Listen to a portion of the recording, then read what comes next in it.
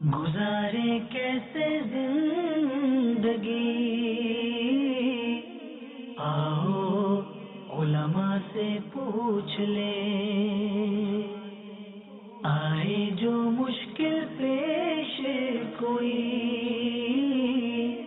آؤ علماء سے پوچھ لیں۔ اما بعد فاعوذ باللہ من الشیطان الرجیم بسم اللہ الرحمن الرحیم الصلاة والسلام علیک یا رسول اللہ وعلی آلک واصحابک یا حبیب اللہ الصلاة والسلام علیک یا نبی اللہ وعلى آلك وأصحابك يا نور الله نويت سنة الاعتكاف۔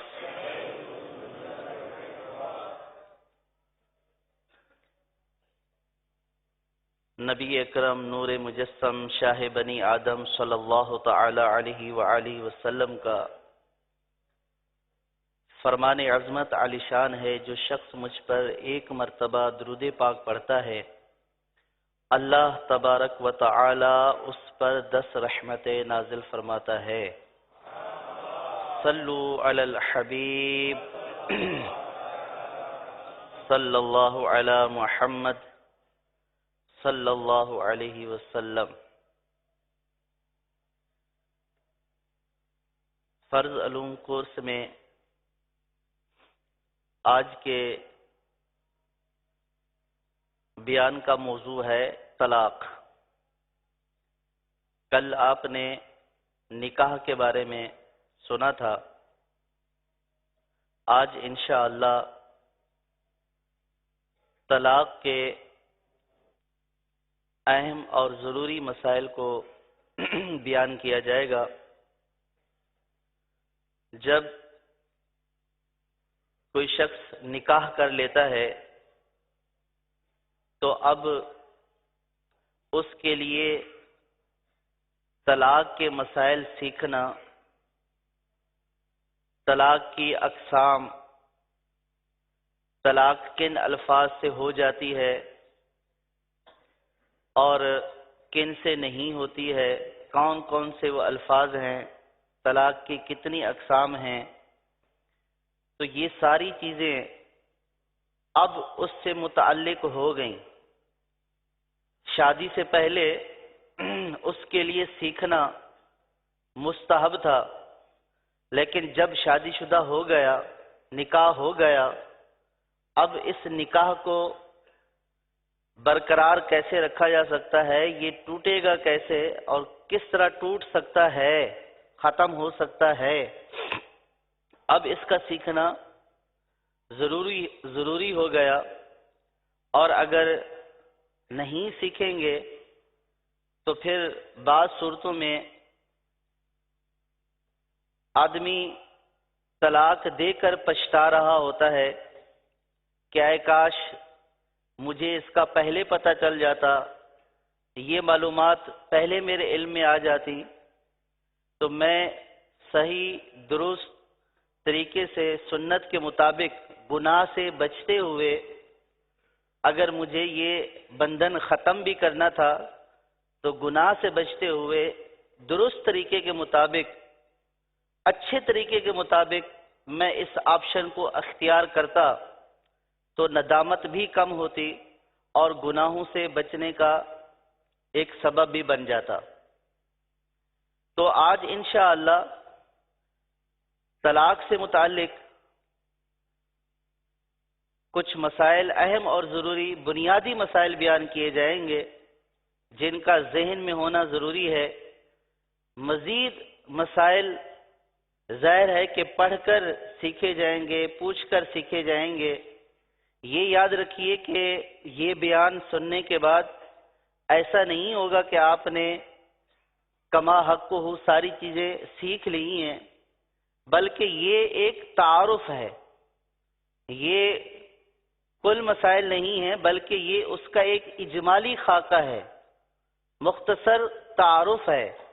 تو اس بات کو ذہن میں رکھیے گا، اور پھر یہ اجمالی خاکہ یا تعارف سننے کے بعد مزید آگے اس کو سیکھنا ہے، پڑھنا ہے، غور کرنا ہے۔ تو اب انشاءاللہ موضوع سے متعلق میں عرض کرتا ہوں، یہ طلاق اگرچہ کہ حلال کام ہے، لیکن حلال کاموں میں ناپسندیدہ کام ہے، اور بلا عذر شرعی طلاق دینا ممنوع اور گناہ بھی ہے۔ لیکن جب دو مسلمان مرد اور عورت آپس میں نکاح کے بندھن میں بندھ جاتے ہیں،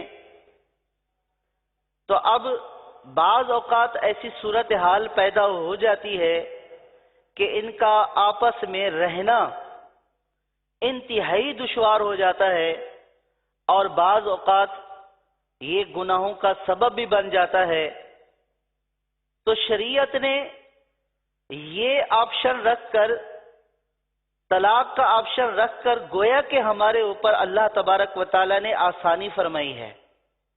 آپ دیکھ لیجئے کہ اگر نکاح ہو جاتا اور پھر کسی بھی صورت جدائی نہ ہوتی، کہ جو دو جڑ گئے بس جڑ گئے، اب یہ جدا نہیں ہو سکتے ہیں، تو اب آپ غور کر لیں کہ اگر جن کے ساتھ یہ مسائل درپیش ہوتے ہیں، چاہے وہ مرد ہو چاہے وہ عورت ہو، کہ اس کے لیے طلاق کا حاصل کرنا شرعی اعتبار سے ضروری ہو گیا ہو، اور حاصل نہیں کریں گے تو گناہوں میں مزید مبتلا ہوں گے، اللہ کی حدودوں کو توڑیں گے، تو اب وہ اس بات کے اوپر غور کر سکتے ہیں کہ اس اعتبار سے اللہ تبارک و تعالیٰ نے ہمارے اوپر کتنی آسانی فرمائی کہ یہ بندھن اگر چلانا مشکل ہو گیا، اللہ تعالیٰ کی حدود کا خیال رکھنا مشکل ہو گیا، حقوق ادا کرنا مشکل ہو گیا کسی بھی ایک فرد کے لیے، تو شریعت نے راستہ دیا ہے، ٹھیک ہے جس بندھن میں تم جڑے تھے اس بندھن کو اب ضرورت کے وقت ختم بھی کیا جا سکتا ہے، اگرچہ کہ یہ ختم کرنا انتہائی ناپسندیدہ ہے، اللہ تبارک و تعالی کو پسند نہیں ہے، لیکن چونکہ اب ضرورت ہو گئی، اب اس کو ختم کر کے دونوں جدا ہو سکتے ہیں، گناہوں سے بچ سکتے ہیں، اور یہی طلاق ہے۔ یعنی نکاح کے ذریعے آپس میں جڑ جانا، نکاح کی وجہ سے، یہ میں طلاق کی تعریف عرض کر رہا ہوں کہ نکاح کی وجہ سے دونوں میاں بیوی کے درمیان جو آپس میں پابندیاں لازم ہو چکی تھیں، ان پابندیوں کو اٹھا دینے کا نام طلاق ہے۔ نکاح کی وجہ سے جو پابندیاں دونوں کے اوپر لازم ہوئی تھی، اب ان پابندیوں کو اٹھا دینا، یہی طلاق ہے۔ طلاق کا فیصلہ کرتے وقت انسان کو بہت غور و فکر کرنا چاہیے، اور کسی ذی علم عالم سے یا مفتی سے مشورہ کرنا چاہیے، اور حتی الامکان گھر کو توڑنے سے بچانا چاہیے، کہ گھر کو توڑنا آسان ہوتا ہے، اس کو بچانا مشکل ہوتا ہے، لیکن یہ جیسے کہ کہا جاتا ہے محاورہ کہ انسان کوئی کام کرنے سے پہلے 100 بار سوچے، اس میں محاورے کے طور پر نہیں بلکہ حقیقی طور پر طلاق دینے سے پہلے 100 بار سوچنا چاہیے۔ شیطان جب میاں بیوی کے درمیان ناچاکی کرا دیتا ہے تو معمولی باتیں بھی طلاق کا سبب بن جاتی ہیں، یعنی کہ سننے والا بھی بعض اوقات یہ تصور کر رہا ہوتا ہے کہ اتنی معمولی سی بات یہ طلاق کا سبب بن گئی۔ انتہائی چھوٹی چھوٹی باتوں کے اوپر، چھوٹے چھوٹے مطالبوں کے اوپر طلاق کا آپشن اختیار کر لیا جاتا ہے. اور پھر وہی دونوں میاں بیوی جو طلاق سے پہلے گویا کہ ایسے تھے کہ اگر اس کو کوئی چیز مل جائے تو یہ اس کو مار دے، اور اس کو کوئی چیز مل جائے تو یہ اس کو مار دے، یعنی ایسی کیفیت ہوتی ہے. لیکن جو ہی شوہر نے طلاق کے الفاظ کہے پھر دونوں رونا شروع ہو جاتے ہیں، اور پھر دونوں جو ہے وہ علماء کے پیچھے دارالفتاؤں کے چکر لگاتے ہیں کہ کوئی صورت نکال دیں، یہ صورت ہو جائے، وہ صورت ہو جائے، کچھ ہو جائے، ہمارے بچے ہیں، معاشرہ کیا کہے گا. تو شیطان گویا کہ آنکھوں کے اوپر پٹی باندھ دیتا ہے طلاق سے پہلے، اور جب طلاق ہو جاتی ہے تو وہ پٹی کھل جاتی ہے، اور اب دونوں مارے مارے پھر رہے ہوتے ہیں، رو رہے ہوتے ہیں، اور عذر بیان کر رہے ہوتے ہیں. چھوٹے چھوٹے بچے ہیں، وہ کہاں جائیں گے، اس کا کیا ہوگا، اس کا کیا ہوگا. تو اب یہ جب بندھن جڑا ہوا تھا تو جڑا ہوا تھا، جب آپ نے اس کو کینچی سے کاٹ دیا تو یہ وہ بندھن تھا جو غیر محسوس بندھن تھا. یعنی کہ ہم دو چیزوں کو باندھتے ہیں نا تو وہ ہمیں بندھی ہوئی نظر آتی ہیں. یہ شریعت کی ڈوری میں بندھے ہوئے تھے، اور طلاق سے اس کو کٹ پڑ جاتا ہے. تو جب یہ نظر آنے والا بندھن ہی نہیں ہے اور آپ نے اس کو ایسا توڑا، ایسی اس رسی کو جلا دیا کہ پھر اس کے جڑنے کی کوئی صورت ہی نہیں ہے، تو کہاں سے جڑے گا وہ. تو لہٰذا شریعت نے اس کے مختلف آپشن رکھے ہیں کہ کس طریقے سے دینی ہے. اس بندھن کو جوڑا بھی جا سکتا ہے، اس کی مرمت بھی کی جا سکتی ہے، لیکن اس وقت کی جا سکتی ہے کہ جب آپ نے اپنے لیے راستہ چھوڑا ہو. جب آپ اپنے لیے راستہ ہی بند کر چکے تو پھر کوئی راستہ باقی نہیں بچے گا سوائے ندامت اور شرمندگی کے. یا پھر شیطان ابھارے گا کہ ٹھیک ہے اب یہ ہو گیا تو اب اس سے پوچھ، محلے والی عورتوں سے پوچھ، بوڑھیوں سے پوچھ. بوڑھیاں بولیں گی، محلے کے لوگ بولیں گے کہ بھائی مولویوں کے پاس نہیں جانا، بس چپ کر کے آپس میں رہ جاؤ. گھر کے بڑے فرد، جرگے کے بڑے فرد، قبیلے کے بڑے فرد جو چودھری پنچایت ٹائپ لوگ ہوتے ہیں، دین سے بالکل غافل، کہتے ہیں تمہارے چھوٹے چھوٹے بچے ہیں یار، تم اس کے پاس جاؤ گے تو چھوڑو، اس طرح تمہاری جدائی ہو جائے گی اور تم بس ایسے ہی رہ جاؤ. تو اگر ایسے ہی رہنا تھا معاذ اللہ، پھر نکاح کی کیا ضرورت تھی؟ پھر پہلے کیوں نکاح کیا تھا؟ تو ایسا رہنا جائز نہیں تھا، شریعت نے اس کو حرام قرار دیا ہے. بدکاری ہے، یہ بہت برا فعل ہے. یہ جب ایسا رہنا غیرت نہیں ہے تو طلاق دینے کے بعد، رشتہ ختم ہو جانے کے بعد، اب یہ دونوں کا آپس میں بغیر نکاح کے رہنا، یہ کہاں کی غیرت ہے اور یہ کہاں کی شریعت ہے؟ اور یہ شریعت کا حکم تو ہے ہی نہیں. اب جناب بہانہ بنایا جاتا ہے، اس نے بولا تھا، اس نے کہا تھا، بس چھوٹے چھوٹے بچے تھے، کیا کرتے، گھر اجڑ جاتا. تو یہ ساری چیزیں پہلے سوچنی چاہیے. اس لیے میں نے عرض کیا کہ طلاق دینے سے پہلے 100 بار سوچنا چاہیے. حدیث پاک میں ہے اللہ عز و جل کی بارگاہ میں سب سے ناپسندیدہ حلال کام طلاق دینا ہے. اللہ عز و جل کی بارگاہ میں سب سے ناپسندیدہ حلال کام طلاق دینا ہے. صدر الشریعہ مولانا امجد علی اعظمی علیہ رحمہ فتاوی امجدیہ میں فرماتے ہیں کہ بلا ضرورت طلاق دینا گناہ اور ممنوع ہے. عورت کی طرف سے بعض اوقات مطالبہ ہوتا ہے کہ مجھے طلاق دے دی جائے، اور عورتیں عموماً اور مرد بھی بعض عموماً چھوٹی چھوٹی باتوں کے اوپر طلاق کا آپشن اختیار کر لیتے ہیں. ہماری جو اسلامی بہنیں، جو عورتیں چھوٹی چھوٹی باتوں کے اوپر طلاق کا مطالبہ کر دیتی ہیں، تھوڑا سا بچوں پر جھگڑا ہوا، کھانے پینے پہ جھگڑا ہوا، کپڑے لا دینے نہ دینے پہ جھگڑا ہوا، 4 سوٹ لے لیے، 5واں بھی لے کر دینا ہے، اس کے اوپر جھگڑا ہو گیا کہ نہیں لے کر دے رہے، تو وہ عورت 4 بھول جاتی ہے، بس 5واں کیوں نہیں لا کر دیا، اور وہ جھگڑا بڑھتا ہے، تو پھر اس کا یہ ہوتا ہے کہ ٹھیک ہے بس تو مجھے فارغ کر دے، ختم کر دے۔ تو ہماری اسلامی بہنوں کو، خواتین کو اس بات کا لحاظ رکھنا چاہیے کہ وہ منہ سے کیا نکال رہی ہیں، اور شیطان تو کھیلے گا۔ اب غصے میں اگر آپ نے مطالبہ کر دیا تو آگے سے اگر اس نادان نے وہ آپشن اختیار کر لیا تو پھر آپ کا کیا بنے گا؟ اور عورت کا بلا ضرورت شرعیہ، یعنی شرعی ضرورت کے بغیر عورت کا طلاق کا مطالبہ کرنا کس قدر مکروہ اور ناپسندیدہ فعل ہے۔ حدیث مبارک میں ہے کہ جس عورت نے اپنے شوہر سے بغیر شدید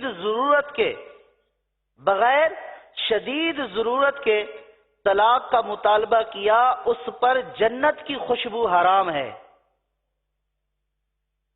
جس عورت نے بلا شدید ضرورت کے اپنے شوہر سے طلاق کا مطالبہ کیا، اس پر جنت کی خوشبو حرام ہے۔ آج کل عورتیں اعلیٰ قسم کا کھانا نہ ملنے پر، میک اپ کا سامان نہ ملنے پر، رشتہ داروں کے ہاں جانے کی اجازت نہ ملنے پر،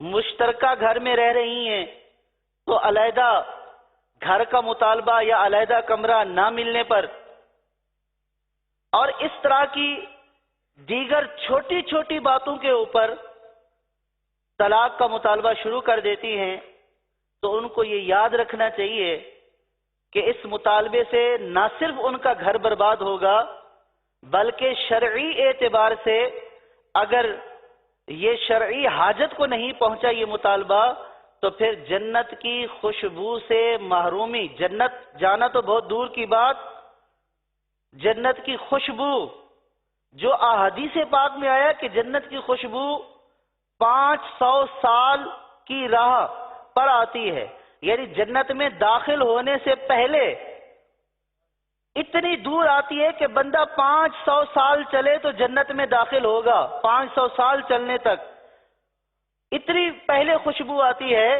یہ عورت جو بلا ضرورت طلاق کا مطالبہ کرتی ہے، یہ جنت کی اس خوشبو سے بھی محروم ہو جائے گی۔ اور بعض احادیث میں بلا وجہ، بغیر کسی وجہ کے طلاق کا مطالبہ کرنے والی عورتوں کو منافقہ قرار دیا گیا ہے۔ بلا وجہ جو مطالبہ کرے، بعض احادیث پاک میں ایسی عورتوں کو منافقہ بھی قرار دیا گیا ہے۔ طلاق دینا جائز بھی ہے، یعنی جب ضرورت ہو تو طلاق دینا جائز ہے۔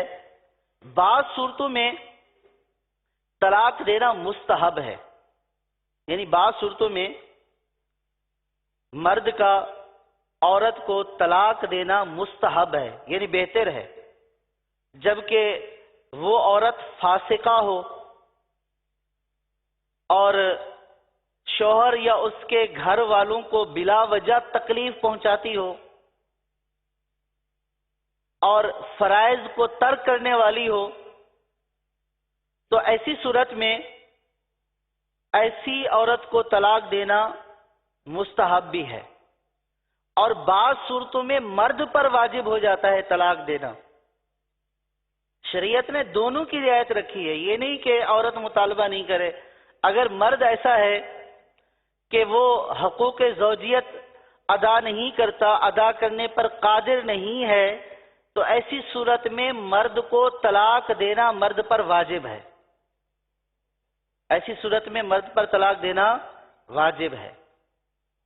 تو بعض صورتوں میں مباح ہے، جائز ہے، اور بعض میں مستحب ہے، دینا بہتر ہے، اور بعض صورتوں میں طلاق دینا مرد کے اوپر واجب ہو جاتا ہے۔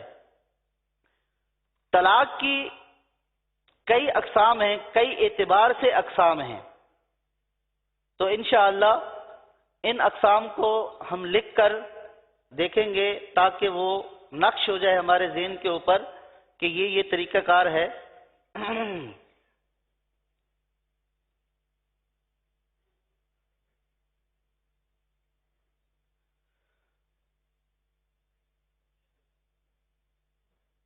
طلاق کی الفاظ کے اعتبار سے کہ طلاق کن الفاظ سے دی گئی ہے، اس اعتبار سے طلاق کی دو قسمیں ہیں، صریح اور کنایہ۔ یہ انشاءاللہ میں ان کی وضاحت کروں گا کہ صریح کیا ہوتا ہے۔ صریح کا مفہوم یہ کہ واضح الفاظ میں طلاق دینا،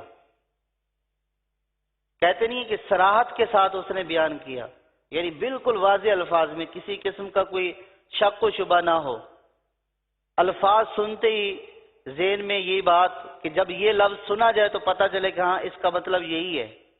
اور کنایہ کا مطلب یہ ہوتا ہے کہ وہ الفاظ کہ جو واضح طلاق پر تو دلالت نہ کرتے ہوں، لیکن اگر اس میں شوہر کی نیت ہو تو اس سے بھی، اور بعض صورتوں میں بغیر نیت کے بھی مختلف اس کے جو ہے وہ صورتیں ہیں، اس سے طلاق واقع ہو جاتی ہے۔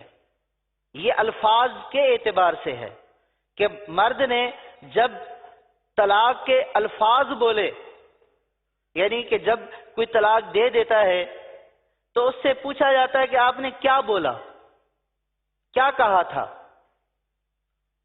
عموماً جب سوال پوچھا جاتا ہے، پوچھنے کے لیے جاتا ہے تو سامنے والا مفتی صاحب پوچھتے ہیں کہ آپ نے کیا بولا تھا، تو وہ اس بولنے سے ان الفاظ کو جانچتے ہیں کہ یہ جو اس نے الفاظ بولے ہیں یہ صریح میں آتے ہیں یا کنایہ میں آتے ہیں۔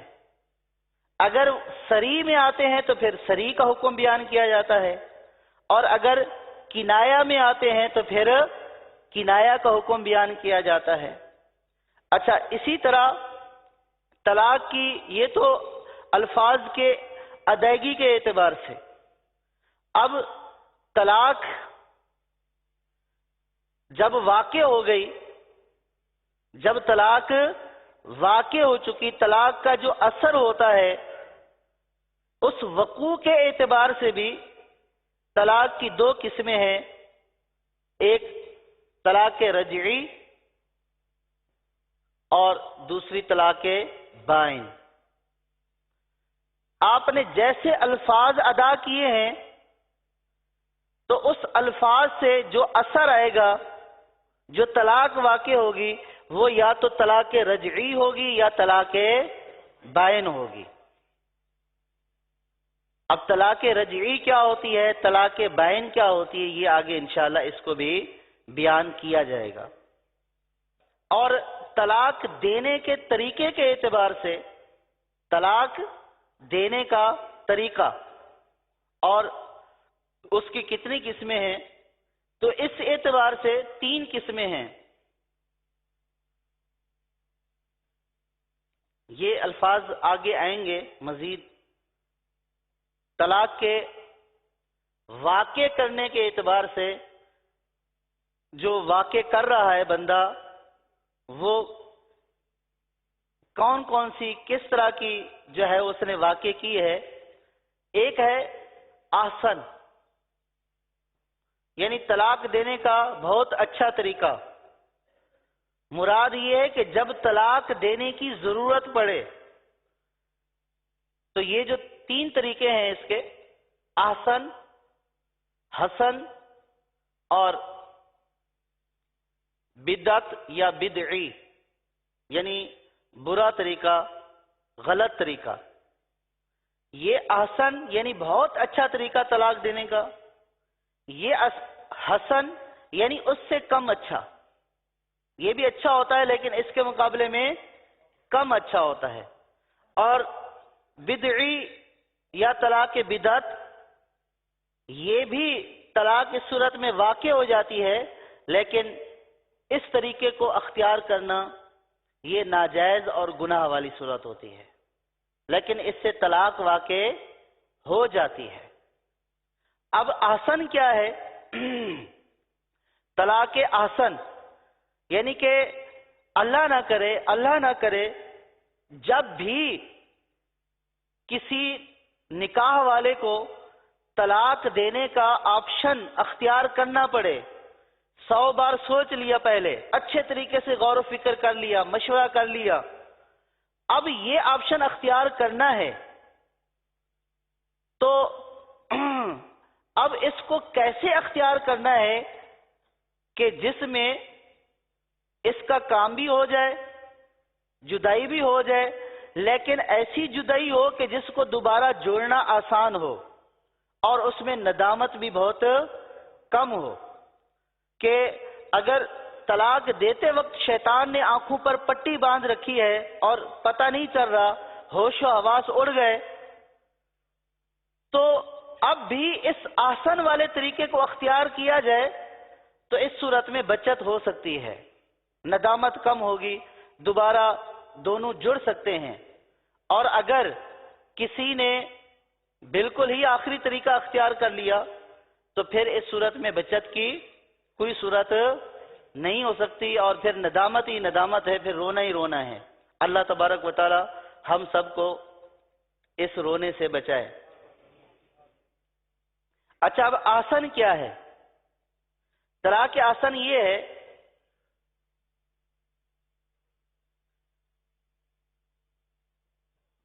پاکی کے ایام میں، جو ایام پاکی کے ہوتے ہیں، ان ایام میں جس میں ابھی قربت بھی نہ ہوئی ہو، صرف ایک طلاق رجعی دے، صرف ایک طلاق رجعی دے.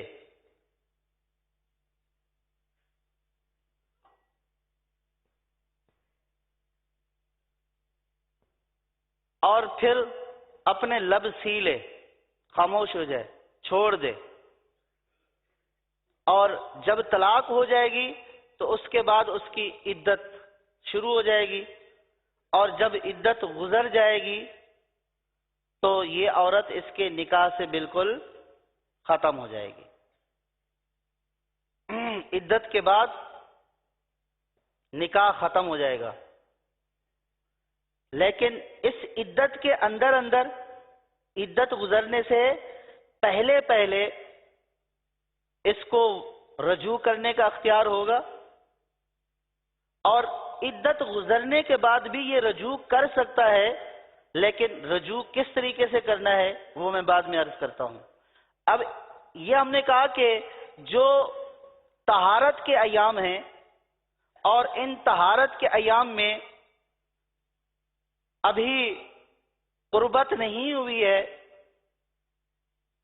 اس حالت میں مرد طلاق رجعی دے، یعنی واضح طلاق کے الفاظ میں صرف ایک دفعہ بولے. جیسے مثال کے طور پر یہ بولے کہ میں تمہیں ایک طلاق دیتا ہوں،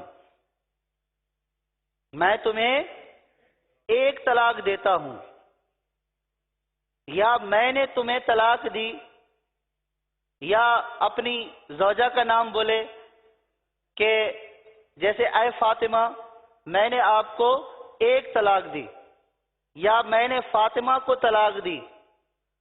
بس صرف یہ الفاظ بولے کہ میں نے تمہیں ایک طلاق دی، اس کے علاوہ کچھ نہ بولے. یہ وہ طریقہ ہے کہ جس میں اس کا مقصد بھی حل ہو گیا. بعض لوگ یہ سمجھتے ہیں کہ بھئی ایسے طریقے سے دو کہ بس ختم. نہیں، جو شریعت نے طریقہ بیان کیا ہے اس میں آپ کے لیے ندامت جو ہے وہ کم ہے. اس سے بھی وہی کام ہونا ہے، اس طریقے سے بھی وہی کام ہونا ہے جو 3 مرتبہ دینے سے ہونا ہے، لیکن اس طریقے سے ندامت کم ہے واپسی کے جو ہے وہ امکانات بہت زیادہ ہیں اور صلح صفائی کی صورت ہو سکتی ہے اور عدت گزر جائے تب بھی واپسی ہو سکتی ہے، تو اس کو بولتے ہیں طلاق احسن۔ اس اعتبار سے احسن ہے، بہت اچھی ہے کہ اس میں مرد کے لیے اور عورت کے لیے واپسی کے امکانات بھی زیادہ روشن ہوتے ہیں اور ندامت بھی کم ہوتی ہے۔ تو یہ آپ سمجھ گئے کہ جب بھی طلاق دینی ہو یا آپ سے کوئی مشورہ طلب کرے، اولاً تو آپ اس کو مشورہ دیں نہیں، بولیں کہ کسی عالم سے رجوع کریں، یہ کوئی دنیاوی کام نہیں ہے، کاروبار نہیں ہے کہ میں آپ کو مشورہ دے دوں کہ ہاں یہ والا کر لیں یہ والا نہیں کریں۔ لیکن اگر کوئی ایسا عالم بھی نہیں ملتا ہے اور کوئی ایسی بالکل انتہا پر پہنچا ہوا ہے تو پھر اس کو یہ کہا جا سکتا ہے کہ بھئی صرف ایک دفعہ بولنا ہے، اس کے علاوہ کچھ نہیں بولنا ہے۔ جو آپ نے ایک دفعہ بولنا ہے اس سے بھی وہی کام ہونا ہے، جو 3 دفعہ بولنا ہے کام وہی ہونا ہے، طلاق ہو جانی ہے، نکاح ٹوٹ جانا ہے۔ لیکن 3 مرتبہ اختیار کرنے سے ساری زندگی روتے رہو گے اور ایک دفعہ بولنے سے تھوڑی دیر رونے کے بعد پھر مداوا ہو جائے گا۔ ٹھیک ہے، تو اس کو آسان بولتے ہی اس لیے ہیں۔ ویسے تو طلاق آپ نے سنا کہ حلال کاموں میں سے ناپسندیدہ کام ہے، لیکن آسان طریقہ یہ ہے کہ اس طریقے کو اختیار کیا جائے جب اس کی حاجت ہو، یہ ہے آسان۔ اب اس میں پہلے تو اس بات کا لحاظ رکھنا ہے کہ ایام کا لحاظ رکھنا ہے، پھر طلاق کے الفاظ کا لحاظ رکھنا ہے، اور پھر جو ہے وہ اس کو ایک دفعہ بول کر دوبارہ نہیں بولنا۔ جب یہ بندہ بول رہا ہوتا ہے تو غصہ بہت آیا ہوا ہوتا ہے، تو وہ سمجھتا ہے کہ میں جو ہے بس 1000 دفعہ بول دوں، تو آپ کے 1000 دفعہ بولنے سے کچھ نہیں ہوگا۔ 1000 دفعہ بولنے سے آپ کو گناہ ہی گناہ ہوگا، اللہ تبارک و تعالیٰ کی رحمت کے نہیں بلکہ عذاب کے مستحق ہوں گے کہ آپ نے گناہ کا کام کیا ہے۔ لیکن واقع 3 ہی ہوں گی، 1000 بھی دیں گے تو 3 ہی واقع ہوں گی، باقی ساری لغو جائیں گی، لیکن 3 والا آپشن کبھی بھی اختیار نہیں کرنا۔ یہ ہے طلاق حسن، اور دوسری ہے احسن۔ یہ طلاق احسن تھی اور دوسری ہے حسن، ٹھیک ہے۔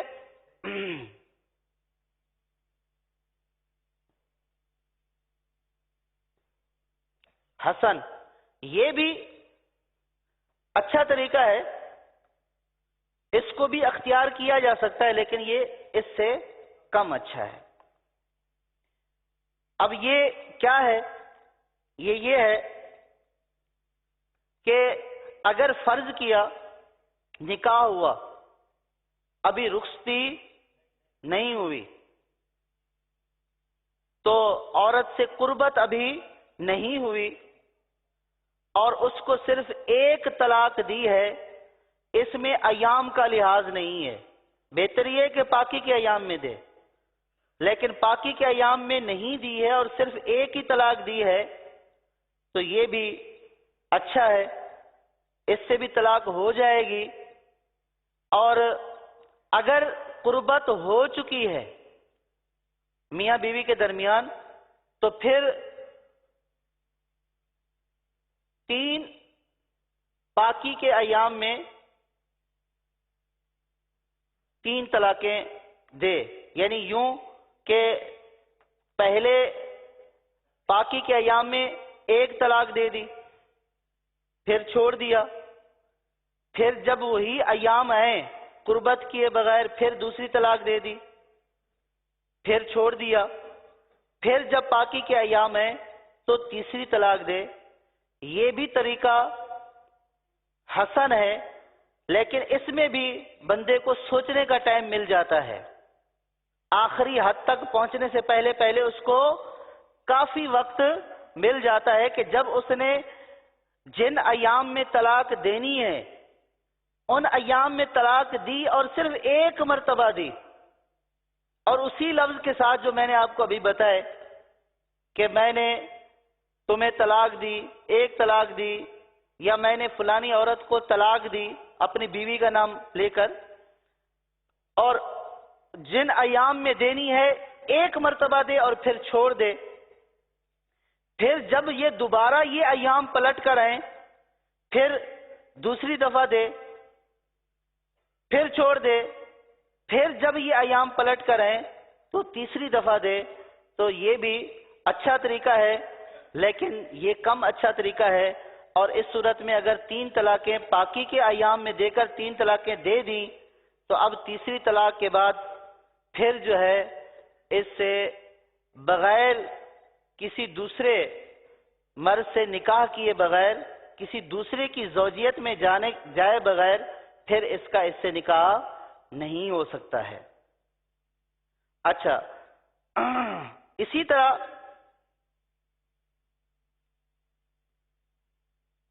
طلاق بدعی، بدعت جو غلط طریقہ ہے،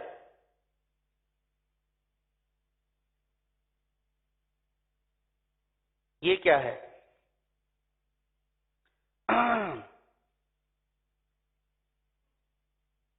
ایک طور میں یہ جو پاکی کے ایام، جن ایام میں طلاق دینی ہوتی ہے، جن کا ذکر ہو رہا ہے، ان ایام میں 2 مرتبہ طلاق دے دی، پہلے ایک دفعہ بولا پھر دوسری دفعہ بول دیا،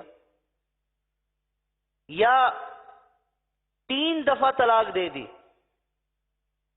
یعنی کہ جیسے بعض اوقات لوگ بہت غصے میں ہوتے ہیں، ایک مرتبہ بول دیا، پھر دوسرے دن انہی ایام میں دوسری دفعہ بول دیا، تو یہ بھی درست نہیں ہے۔ یعنی ایک سے زیادہ مرتبہ بول دینا، وہ 2 دفعہ بولے یا 3 دفعہ بولے، یا ایک ہی لفظ میں 3 دفعہ بولے، یا 3 دفعہ الگ الگ بولے، جیسے لوگ بولتے ہیں کہ میں نے تمہیں طلاق دی، طلاق دی، طلاق دی، یہ ایک ہی دفعہ میں ختم کر دیا، یا بولے میں نے تمہیں 3 طلاقیں دے دیں، ایک ساتھ 3 دے دی، ایک طہر میں 2 کو جمع کر دیا یا 3 کو جمع کر دیا، یا پاکی کے ایام میں دینی تھی ناپاکی کے ایام میں دے دی اور 3 دے دی، یا ناپاکی کے ایام میں 1 ہی دے دی، تو یہ طلاق بدعت ہے، یہ طلاق بدعت ہے۔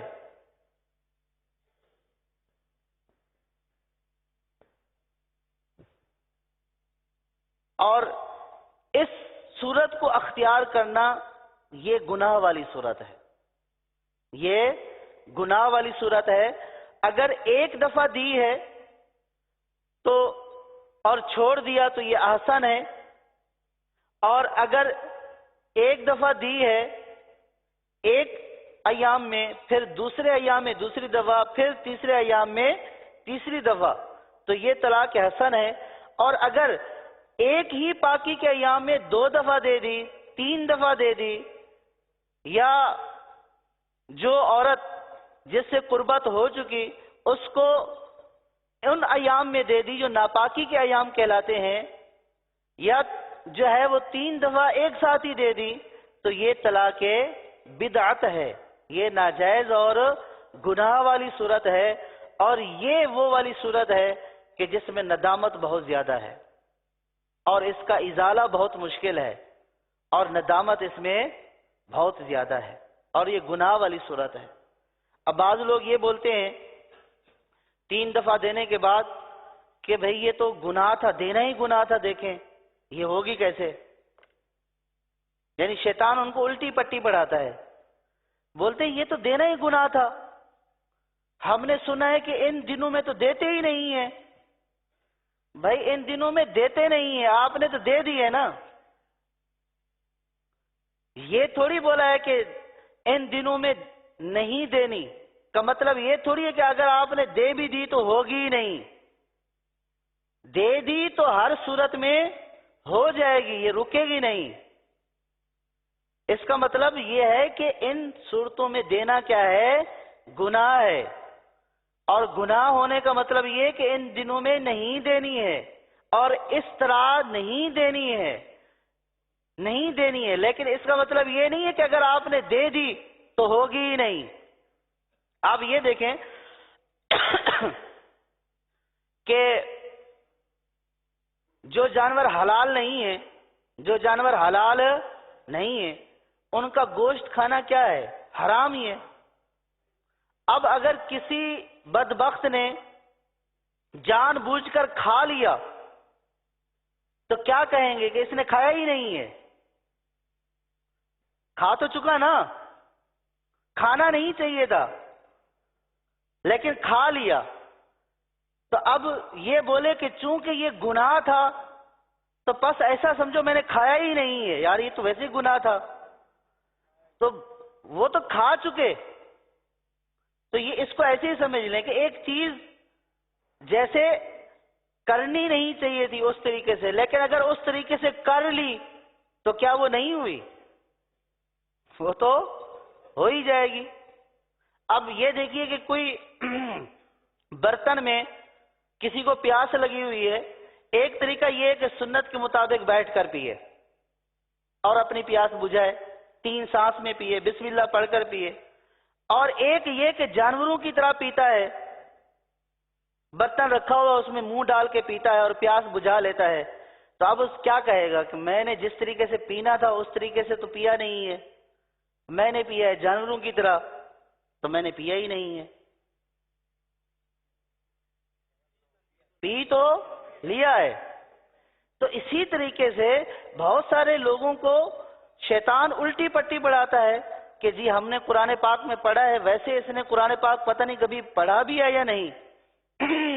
ہم نے قرآن پاک میں پڑھا ہے کہ جناب اس طرح تو طلاق دینا گناہ ہوتا ہے، اور آپ کہہ رہے ہیں ہو گئی ہے، تو گناہ تھا تو اب اس کو یہ کہا جائے گا کہ آپ کئی اعتبار سے غلط کر کے آ چکے، آپ نے طریقہ بھی غلط اختیار کیا، اور آپ جو ابھی تشریح اور تعبیر کر رہے ہیں یہ بھی غلط کر رہے ہیں، اور خود قرآن کا مفہوم سمجھ کر اور آپ اس کی تفسیر بیان کر رہے ہیں یہ بھی آپ غلط کر رہے ہیں، اب کئی گناہ کر رہے ہیں، تو لہٰذا اس سے بچیں۔ تو لہٰذا یہ 3 طریقے تھے کہ جن میں جو ہے وہ یہ طلاق ان سب سے واقع ہو جاتی ہے، لیکن ایک اچھا طریقہ ہے کہ جس سے ندامت کم ہے، ایک اس سے کم اچھا ہے، اور تیسرا یہ گناہ والی صورتیں ہیں۔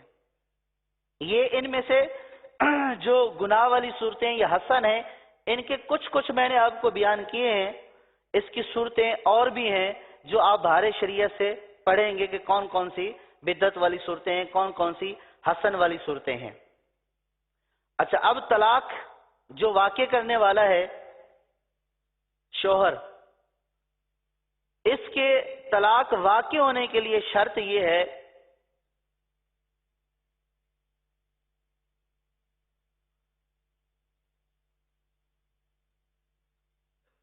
جو طلاق واقع کر رہا ہے کس کی طلاق واقع ہوگی؟ یہ بھی بعض اوقات لوگوں کو کنفیوژن ہوتی ہے۔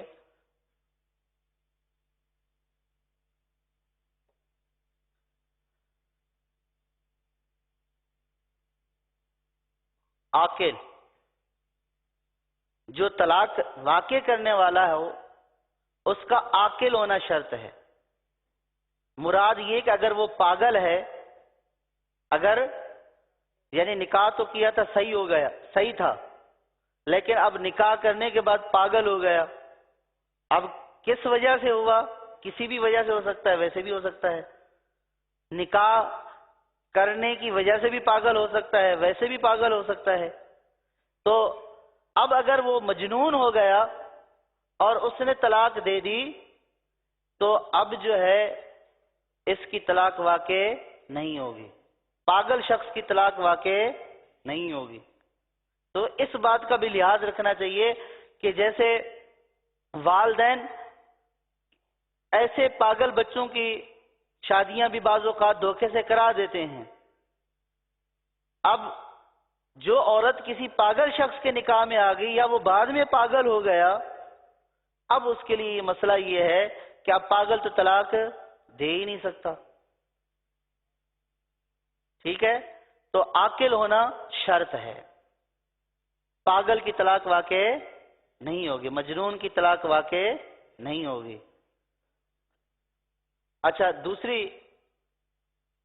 بالغ ہونا، کیا؟ بالغ ہونا، بالغ کی طلاق واقع ہوگی، نابالغ کی طلاق واقع نہیں ہوگی۔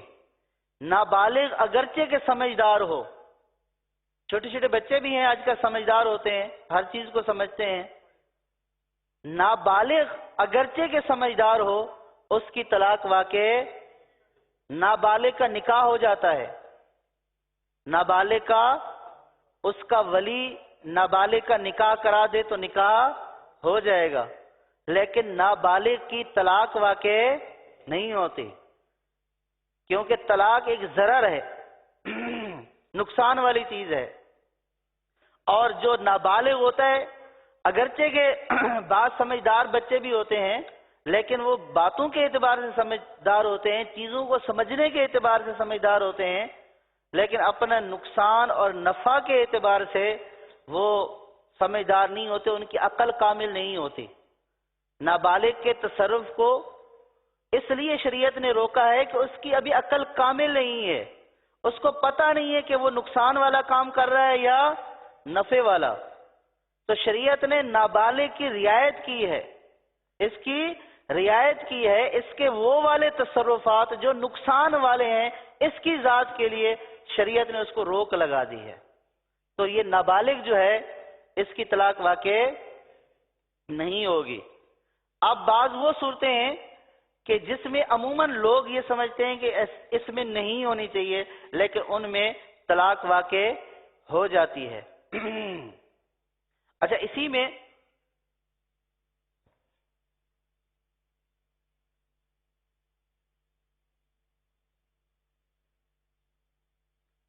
جیسے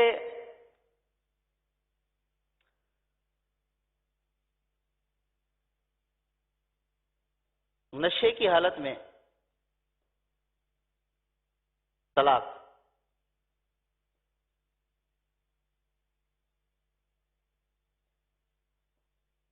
واقع ہو جاتی ہے ان حالتوں میں جو میں بھی لکھوں گا۔ نشے کی حالت میں جس نے نشہ کیا ہوا ہو،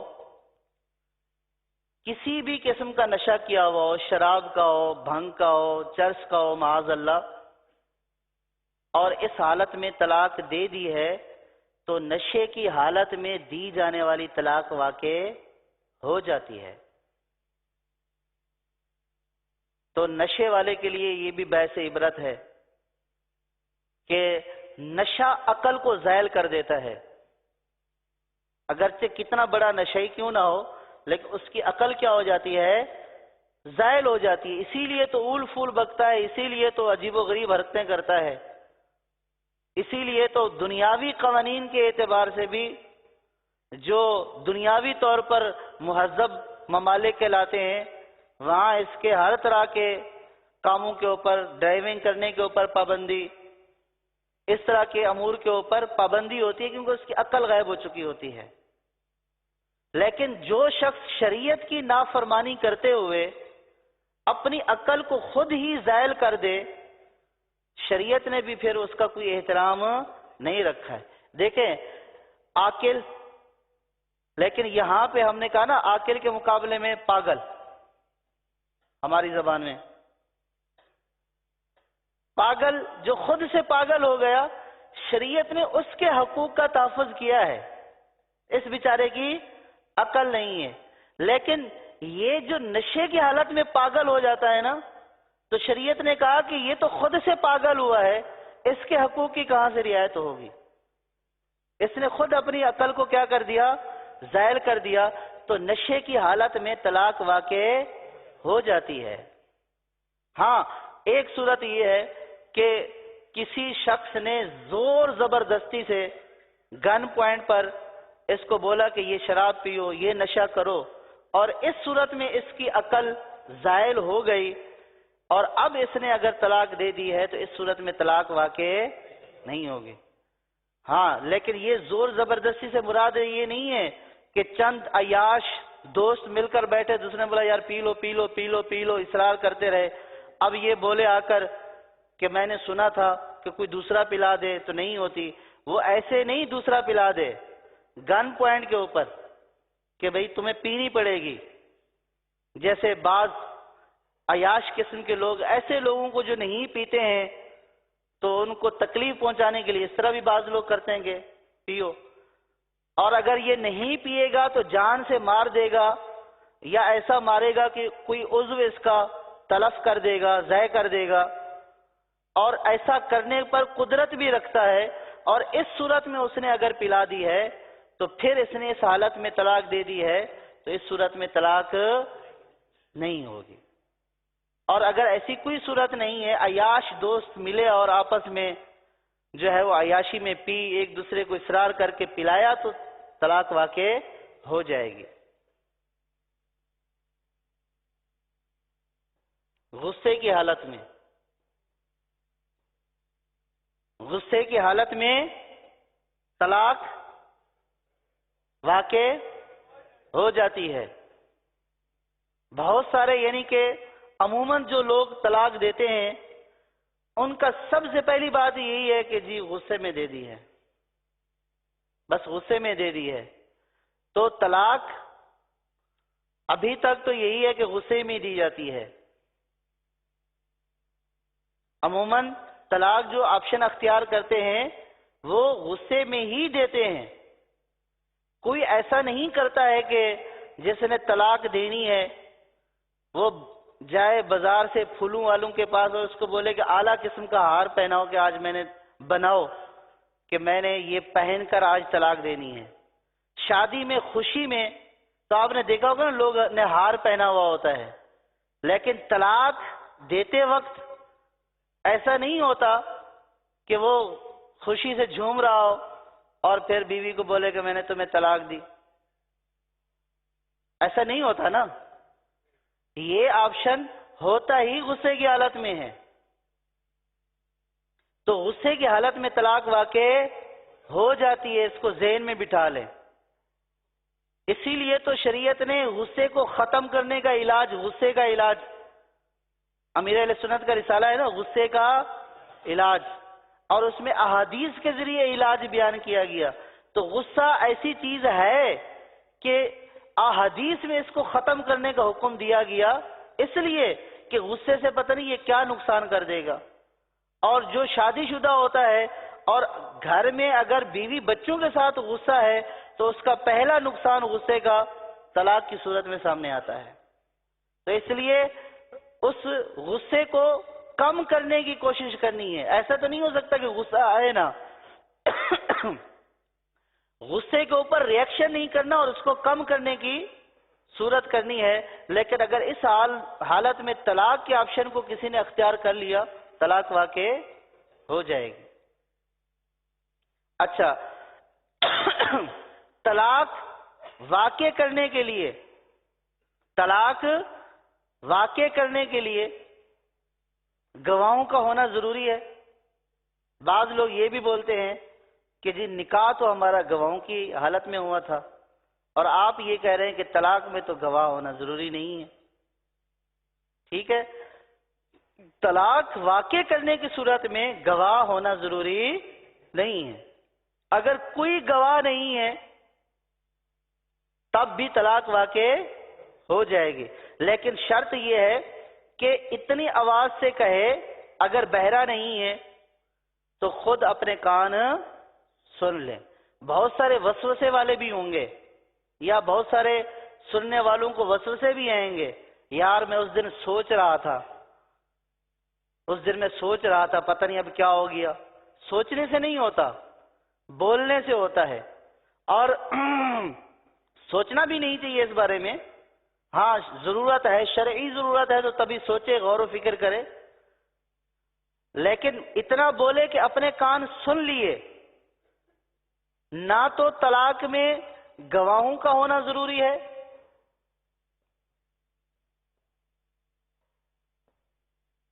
اس کو عنوان دیتے ہیں ضروری نہیں. گواہوں کا ہونا ضروری نہیں ہے.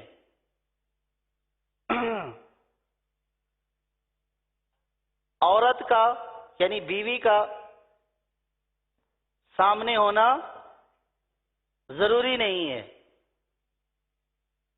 عورت کا طلاق دینے والی جگہ پر بیوی کا موجود ہونا ضروری نہیں ہے. بیوی کی غیر موجودگی میں بھی طلاق دے دی تو طلاق واقع ہو جائے گی. سمجھ میں آ رہی ہے نا یہ بات؟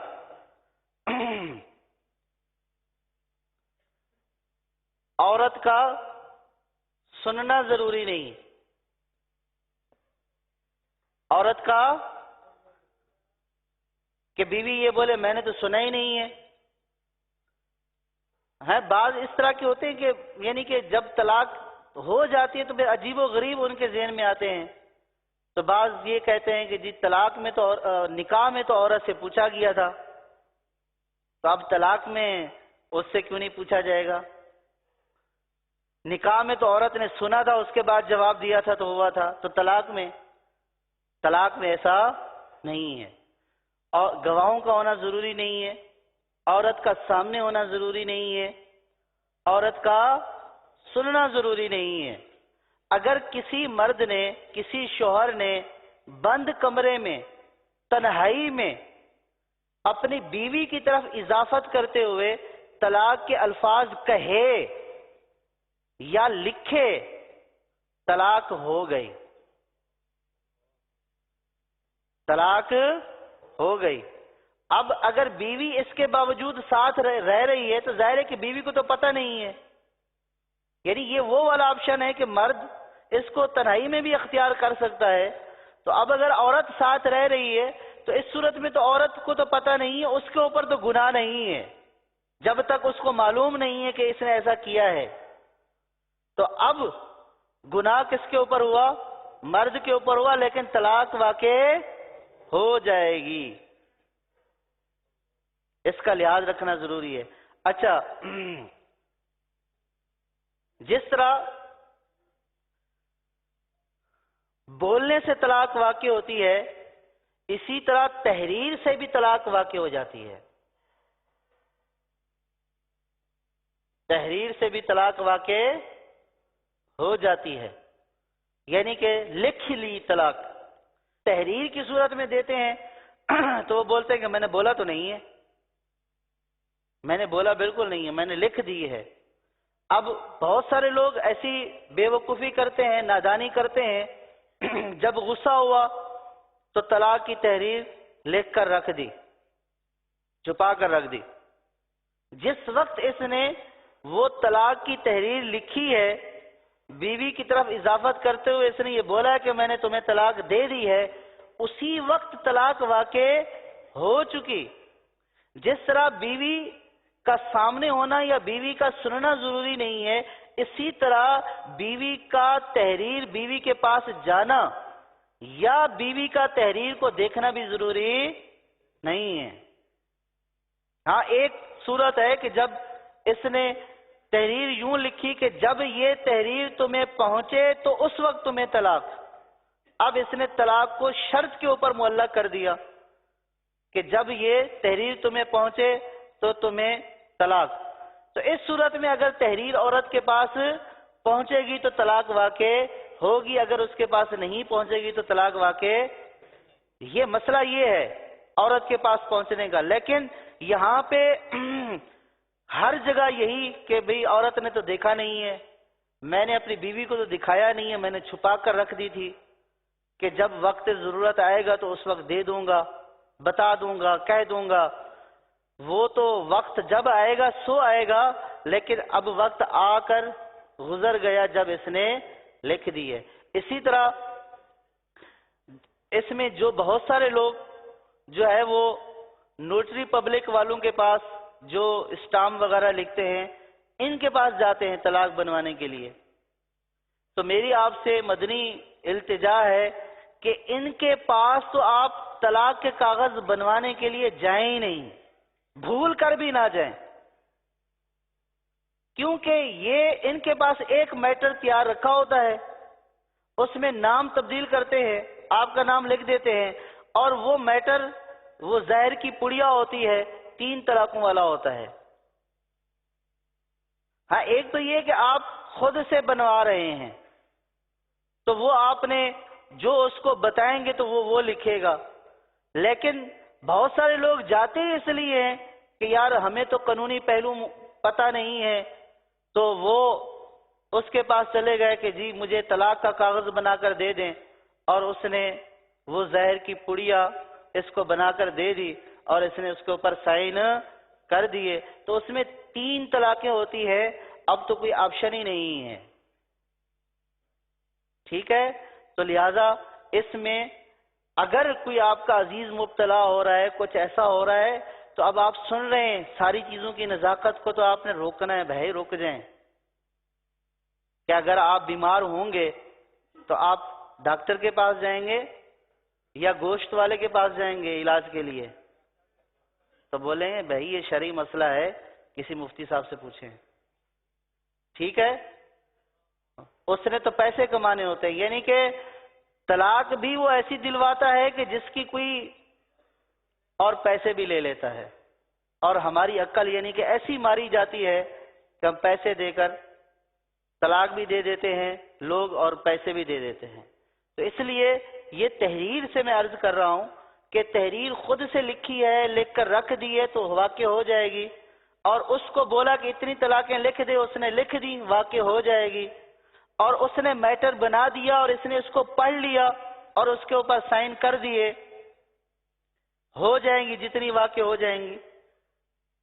لیکن اگر اس کو طلاق لکھنے کا بولنا ہی یہ طلاق ہے، کسی کو طلاق لکھنے کا بولنا ہی طلاق ہے. بات سمجھ میں آ رہی ہے؟ تو اس بات کو ذہن میں رکھیں، تحریر سے بھی طلاق واقع ہو جاتی ہے. لہذا جو ہے وہ تحریر اگر لکھنی ہے تو کسی ذی شعور عالم سے، کسی مفتی سے یا کسی ذی شعور جو علماء کی صحبت میں بیٹھنے والا ہو، اس سے مشورہ اس طور پر کر سکتے ہیں کہ کیونکہ اگر وہ ذی شعور ہوگا تو وہ آپ کو کسی عالم کے پاس جانے کا ہی بولے گا، خود سے مشورہ نہیں دے گا. اور نہ ہی آپ نے کسی کو اس طرح کے مشورے دینے ہیں. آپ یہ کسی کو بولیں کہ جی میں تو فرض علوم کی، مجھے پتہ چل گیا، میں تو فرض علوم کورس میں تھا، مجھے سب سنا تھا میں نے. اب یہ ہوتا ہے نا کہ ظاہر ہے کہ اب اس میں یہ بھی ہوتا ہے کہ میں جو بول رہا ہوں، آپ جو میں سمجھانا چاہ رہا ہوں بے عینی آپ وہ سمجھ بھی رہے ہیں یا نہیں. بات سمجھ میں آ رہی ہے نا؟ بعض اوقات میں کچھ اور بولنا چاہ رہا ہوں، آپ کچھ اور سمجھ رہے ہوں. ٹھیک ہے، تو اس میں تحریر سے بھی طلاق واقع ہو جاتی ہے. اچھا، بعض صورتوں میں ایسا ہوتا ہے کہ لوگ یہ وسوسہ دلاتے ہیں کہ حمل کی حالت میں طلاق واقع نہیں ہوتے. یہ لوگ وسوسہ دلاتے ہیں. جب بچہ پیٹ کے اندر ہو تو لوگ بولتے ہیں نہیں اس صورت میں کہاں ہوتی ہے. حمل کی حالت میں بھی طلاق واقع ہو جاتی ہے. حمل کی حالت میں بھی طلاق واقع ہو جاتی ہے. آپاکی کے ایام میں بھی طلاق واقع ہو جاتی ہے. طلاق ایک ایسی چیز ہے کہ جو اس کو علماء نے فرمایا ہے کہ یہ پتھر ہے. طلاق جو ہے یہ پتھر ہے، اور یہ شیشے پہ آپ مار رہے ہیں تو چاہے آپ محبت سے ماریں پتھر، ساتھ پھول لپیٹ کر ماریں، چاہے غصے سے ماریں، ہر حالت میں شیشہ ٹوٹ جائے گا. تو یہ ان سب صورتوں میں واقع ہو جاتی ہے. اچھا، اب کسی نے کسی کو مجبور کیا ہے طلاق تحریر کرنے کے اوپر یا بولنے کے اوپر، اس کو بولتے ہیں حالت اکراہ، یعنی کسی کو مجبور کرنا طلاق دینے کے اوپر.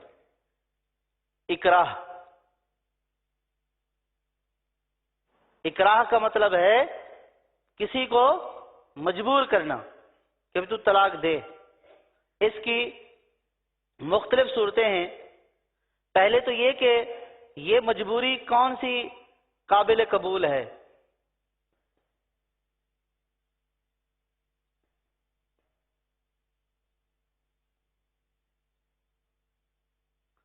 مجبوری کا مطلب یہ نہیں ہے کہ کوئی آپ کو اصرار کر رہا ہے، بار بار بول رہا ہے. جیسے گھروں میں عام طور پر جو ہے وہ ماں باپ یا بھائی بہن کوئی اس طرح کے قریبی بہت سارے لوگ جو ہے وہ ہر آئے دن بولتے ہیں کہ ہم نے آپ کو بولا تھا نا کہ اس کو چھوڑ دو. پھر کبھی جھگڑا ہوا، کوئی بات الٹی سیدھی ہوئی، پھر وہ وہی جملہ دہراتے ہیں، ہم نے آپ کو بولا تھا نا. غصہ ہو گیا، جھگڑا ہو گیا تو پھر بھائی آ گیا، ماں آ گئی، دے نا، ابھی بھی تو نہیں دے گا، دے ابھی دے. اور وہ نادان جو ہے وہ پھر دے دیتا ہے اور پھر بولتا ہے کہ میں نے تو مجبوری میں دی ہے. یہ مجبوری نہیں ہے. کسی کا اصرار کرنا یہ مجبوری نہیں ہے. مجبوری شرعی طور پر یہ ہے کہ کوئی شخص ایسا شخص کہ جو اسلحے کے زور پر، گن پوائنٹ پر بولے کہ لکھ نہیں تو گولی مار دوں گا، اور وہ ہو بھی ایسا کہ جس کے بارے میں یہ ہو کہ اگر میں ایسا نہیں کروں گا تو یہ ایسا کر دے گا، یا جان لے لے گا، یا مار مار کے کوئی میرا عضو ضائع کر دے گا. ایسا شخص اگر دھمکی دے یا ایسا شخص طلاق دینے پر مجبور کرے تو اب اس میں بھی دو صورتیں ہیں کہ اس کے مجبور کرنے پر اس نے زبان سے ادائیگی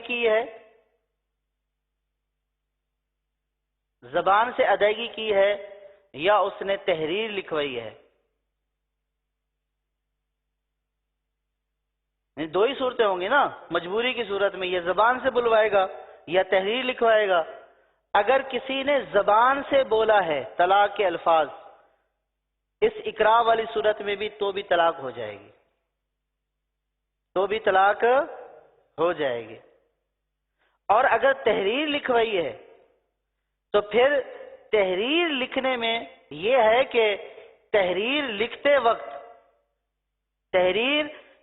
وقت اگر اس کی طلاق کی نیت تھی کہ میں بیوی کو طلاق دے رہا ہوں، اسی نیت سے تحریر لکھی تو طلاق اس صورت میں بھی ہو جائے گی.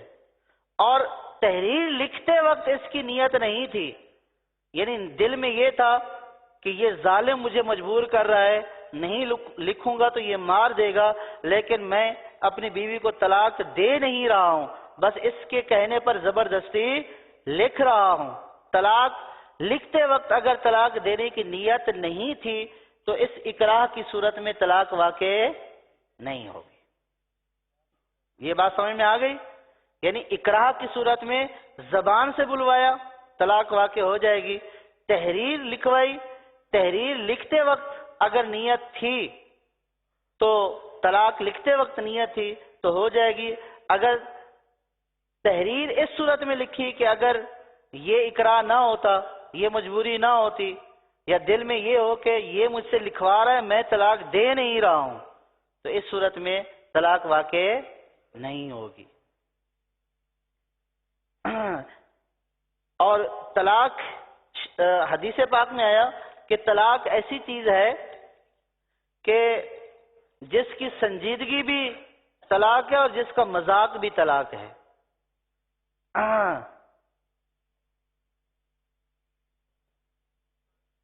مذاق میں طلاق دی، طلاق واقع ہو جائے گی. ابھی مثال دی تھی نا کہ پتھر ہے، شیشے پہ مذاق سے مارے یا سنجیدگی سے مارے. یہ تو حدیث پاک میں ہے کہ تین چیزیں ایسی ہیں کہ جن کی سنجیدگی تو سنجیدگی ہے لیکن ان کا مذاق بھی سنجیدگی ہے. کسی نے مذاق میں اپنی زوجہ کو طلاق دے دی، طلاق واقع ہو جائے گی. بات سمجھ میں آ رہی ہے؟ تو لہذا مذاق میں بھی یہ الفاظ نہیں کہنے. تو اب یہ کچھ مسائل تھے، یہ میں نے پہلے بولا تھی اجمالی خاکہ ہے. کچھ مسائل ایسے بھی بیان کیے جن میں مزید بھی تفصیل ہے، لیکن ان کی جو عمومی صورت ہے وہ بیان کر دی ہے. اب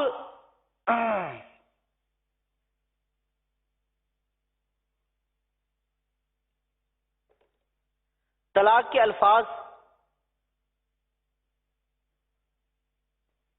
الفاظ کے اعتبار سے میں نے بولا تھا نا، دو قسمیں کے صریح اور کنایا۔ طلاق کے الفاظ یا تو صریح ہوں گے، صریح کی میں نے آپ کو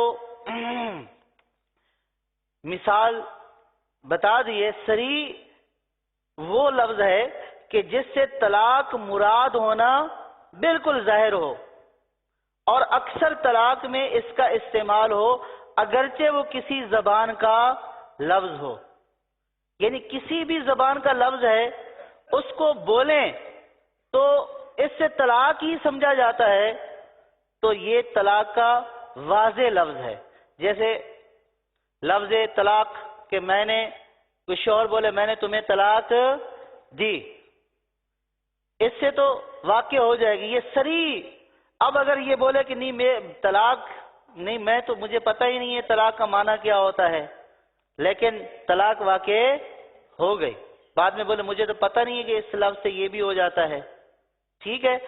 اچھا، اس کے علاوہ بھی، طلاق کے علاوہ بھی بعض لفظ ایسے ہوتے ہیں جو طلاق دینے کے معنی میں اس قدر استعمال ہوتے ہیں کہ جب بھی وہ لفظ بولا جاتا ہے تو اس سے طلاق کی مراد ہوتی ہے۔ جیسے چھوڑنا، بیوی کو بولے کہ میں نے تمہیں چھوڑ دیا، تو فقہاء نے یہ فرمایا کہ جب بھی کوئی شخص اپنی بیوی کو یہ بولتا ہے کہ میں نے تمہیں چھوڑ دیا،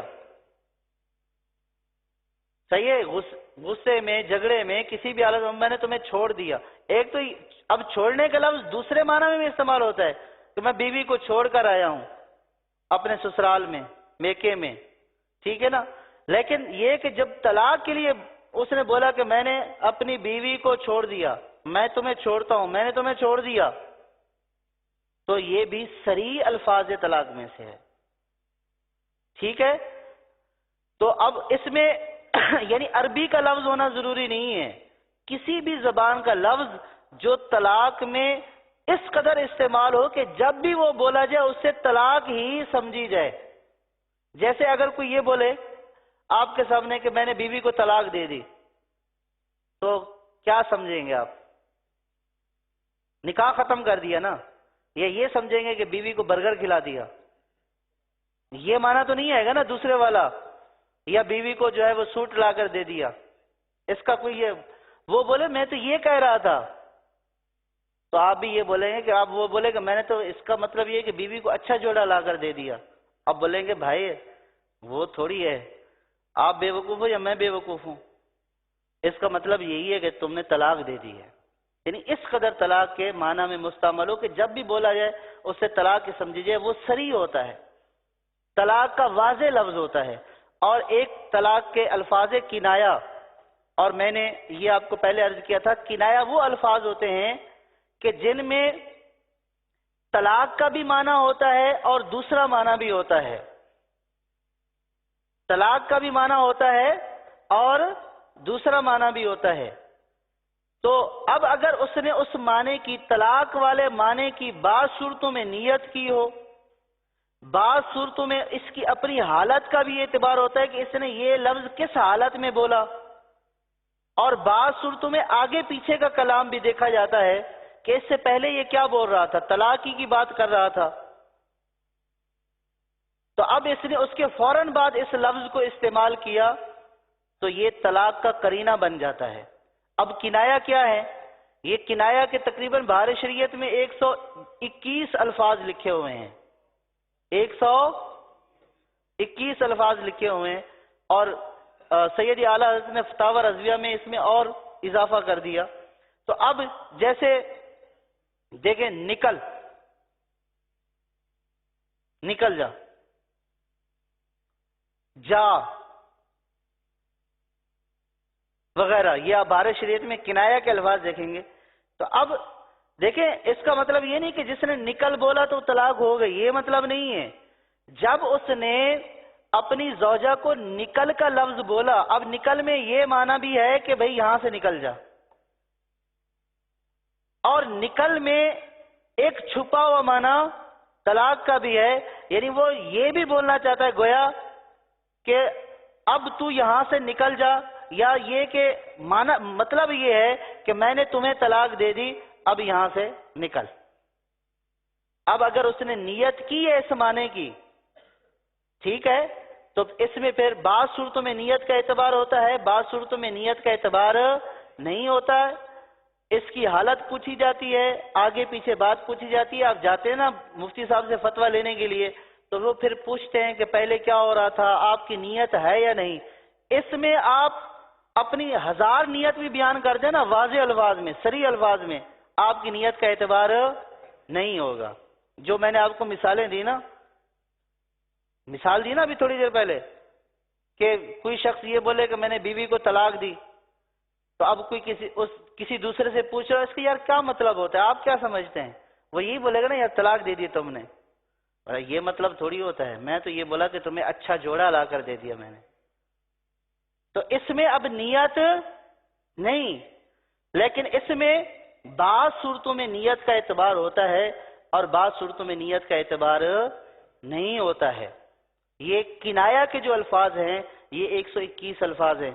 اب آخر میں یہ یاد رکھیے آپ کہ بعض اوقات بندہ کسی کے کہنے پر، اصرار کرنے پر پوچھنے تو چلا جاتا ہے مفتی صاحب کے پاس۔ اگر اس نے تھوڑے بہت طلاق کے مسائل سن لیے ہوں تو وہ پھر اس کے اظہار میں طرح طرح کے ہیلے بہانے ڈھونڈ رہا ہوتا ہے۔ یاد رکھیے کہ مفتی کا کام یہ نہیں ہوتا ہے کہ وہ آپ کے اندر کی بات نکال کے باہر کر دے۔ مفتی کا کام یہ ہوتا ہے کہ جو آپ نے پوچھا ہے اس کا جواب دے۔ اگر فرض کیا آپ نے یہ والا لفظ بولا اور آپ کی نیت طلاق کی تھی تو آپ سے ہی پوچھا جائے گا کہ آپ کی نیت ہے یا نہیں ہے۔ اب آپ بولے میری نیت نہیں تھی، فرض کیا یہاں نیت کی، بعض اوقات تو آپ کی نیت پوچھنے کی ضرورت ہی نہیں ہوگی، تو بعض اوقات ہوگی، اور آپ بولے نہیں میری تو نیت نہیں تھی، تو اب اور آپ کی نیت تھی اور مفتی صاحب نے فتویٰ لکھ دیا کہ بھئی اس نے یہ بولا نیت نہیں تھی تو لہذا طلاق نہیں ہوئی، لیکن آپ کے دل میں نیت تھی، تو یہ فتویٰ آپ کی اس طلاق کو اس نے بچایا نہیں ہے۔ بہت سارے لوگ یہ بھی قائل کرنے کی کوشش کرتے ہیں اپنی زوجہ کو کہ میں فلاں جگہ سے فتویٰ لے کر آ گیا۔ فتویٰ تو وہی ہوا نا کہ جو آپ نے پوچھا ہے، اور آپ نے کیا کچھ اور، پوچھا کچھ اور، پھر اس فتوے سے آپ کی زوجہ آپ کے اوپر کچھ حلال تھوڑی ہو جائے گی۔ لہذا اگر آپ ڈاکٹر کے پاس جائیں اور آپ کو ہو فرض کیا بخار، اور آپ بولیں کہ نہیں مالٹے کھائے تھے اس لیے نزلہ ہو گیا، سردی ہو رہی تھی، کچھ مسئلہ نہیں ہے، ڈاکٹر آپ سے علامات پوچھے، سردی لگتی ہے اور آپ کو لگتی ہے، آپ بولے نہیں سردی نہیں لگتی ہے، کھانسی آتی ہے اور آپ کو آتی ہے اور آپ بولے نہیں کھانسی نہیں آتی، تو پھر کیا ہوگا؟ ڈاکٹر تو علامات کو پہچان کر ہی آپ کو دے گا نا، اور آپ نے ساری علامتوں کا جان بوجھ کر انکار کر دیا تو وہ بولے گا آپ کو کچھ نہیں ہے، اور آپ بخار سے جلتے ہوئے خوشی خوشی سے آئیں کہ کچھ نہیں ہے کچھ نہیں ہے کچھ نہیں ہے، تو کچھ نہیں ہے۔ بات سمجھ میں آ رہی ہے؟ تو جو چیزیں آپ نے بتانی ہیں وہ اگر آپ چھپائیں گے اور ڈاکٹر سے چھپائیں گے، صحیح ہے نا، اور ڈاکٹر کو تو پھر بھی آلے سے پتہ چل جاتا ہے کہ ہاں یہ ٹمپریچر ہے اس کو، اور بعض اوقات وہ جھاڑ بھی دیتا ہے کہ میاں آئے کیا کرنے ہو، اگر تم نے یہ ساری چیزیں چھپانی ہے تو میرے پاس کیا کرنا ہے۔ لیکن مفتی تو ظاہر ہے کہ آپ کو جھاڑے گا نہیں، اور نہ ہی اس کا یہ کام ہے، نہ ہی دل سے بات نکلوانا، تو لہٰذا جب بھی ایسا معاملہ آپ سے واقع ہو، دوست سے واقع ہو، تو آپ اس کو بولیں کہ بھئی صحیح صحیح بات بتا دو، یہ حلال اور حرام کا مسئلہ ہے، حلال اور حرام کا مسئلہ ہے، جو ہے وہ بتاؤ۔ پھر ایسے بھی واقعات دیکھنے کو ملے ہیں کہ سالوں سالوں کے بعد لوگ آتے ہیں، جی آپ نے مجھ سے قسم اٹھا لیتے ہیں، بعض لوگ حلف کے اوپر معاملہ ہے تو قسم اٹھا لیتے ہیں، پھر آ کر رو رہے ہوتے ہیں کہ جی وہ میں نے جھوٹی قسم اٹھا لی تھی۔ بھئی جھوٹی قسم اٹھا لی تھی تو آپ نے مفتی صاحب کا کیا قصور کیا ہے؟ پہلے بھی اللہ کی نافرمانی کی، اور قسم اٹھانے کے بعد آپ کو فتویٰ تو آپ کے کہنے پر ملا ہے نا، آپ کے بتانے پر ملا ہے کہ بھئی اس نے قسم اٹھا لی لہذا یہ حکم نہیں ہے، لیکن جو حکم تھا وہ تو اسی وقت سے نافذ ہو چکا تھا.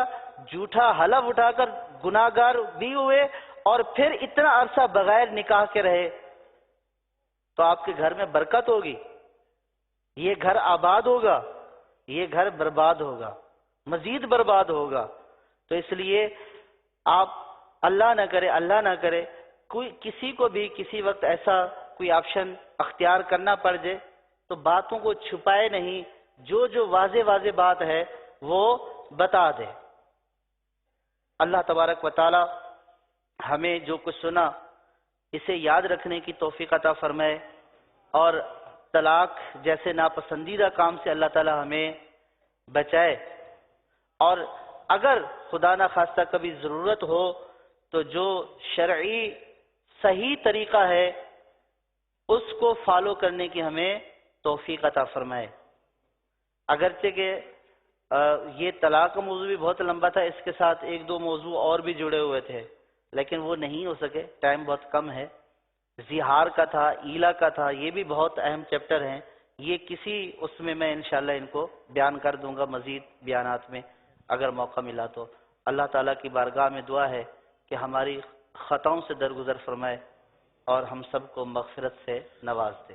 حضور یہ ارشاد فرمائیے کہ آج الحمدللہ فرض علوم کورس میں ہم نے طلاق سے متعلق مسائل سیکھے ہیں، کئیوں کو یاد بھی ہو چکے ہوں گے، کئیوں نے لکھ لیے ہوں گے.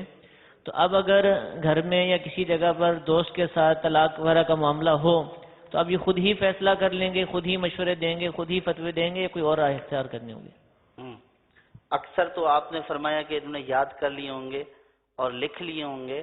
لکھنے والوں میں تو بہت کم نظر آ رہے ہیں، اکثر حافظ ہی نظر آ رہے ہیں، اکثر حفاظ ہیں، یعنی مطلب بغیر لکھے ہوئے ان کو ماشاءاللہ یاد ہو رہے ہیں. اب یہ تو نہیں کہہ سکتے کہ ان کو یاد نہیں ہے، اکثر حافظ ہیں، لکھنے والے بھی ہیں.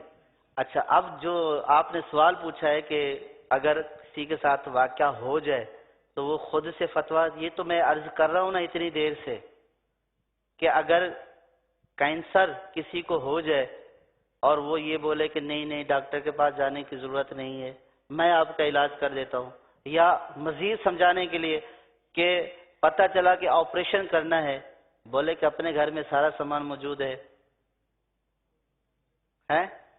چھری بھی موجود ہے اور تیز چھری ہے، قربانی کے موقع پر تیز کی تھی، اور سوئی بھی ہے، دھاگا بھی ہے، تو کیا ضرورت ہے ڈاکٹر کے پاس جانے کی، خود ہی کر لیتے ہیں علاج. کوئی ایسا نہیں کرے گا نا، یہ علاج نہیں کرے گا، یہ اس کو مارے گا، ہلاک کرے گا. تو اسی طرح اگر کوئی کسی کو خود سے مشورہ دے دیتا ہے کہ تمہارا یہ ہو گیا، پوچھنے کی ضرورت نہیں ہے، گویا یہ خود بھی ہلاک ہوا اور اس نے اس کو بھی ہلاک کیا. اور حدیث پاک میں ہے کہ جس نے بغیر کسی علم کے فتویٰ دیا اس پر اللہ اور تمام فرشتوں کی لعنت، او کما قال رسول اللہ صلی اللہ تعالی علیہ وسلم. یہ تو کوئی بھی شرعی مسئلہ بغیر علم کے بتانا، اور طلاق یہ تو حلال حرام کا مسئلہ ہے. آپ اس کو کیوں حوصلہ دلا رہے ہیں؟ آپ اس کو کیوں غلط راہ دکھلا رہے ہیں کہ آپ کے بیوی ہیں، بچے ہیں، گھر ہے؟ تو اس سے اگر خدا نہ خواستہ وہ طلاق دے چکا، گھر برباد ہو چکا، تو آپ نے کوئی ثواب کا کام نہیں کیا.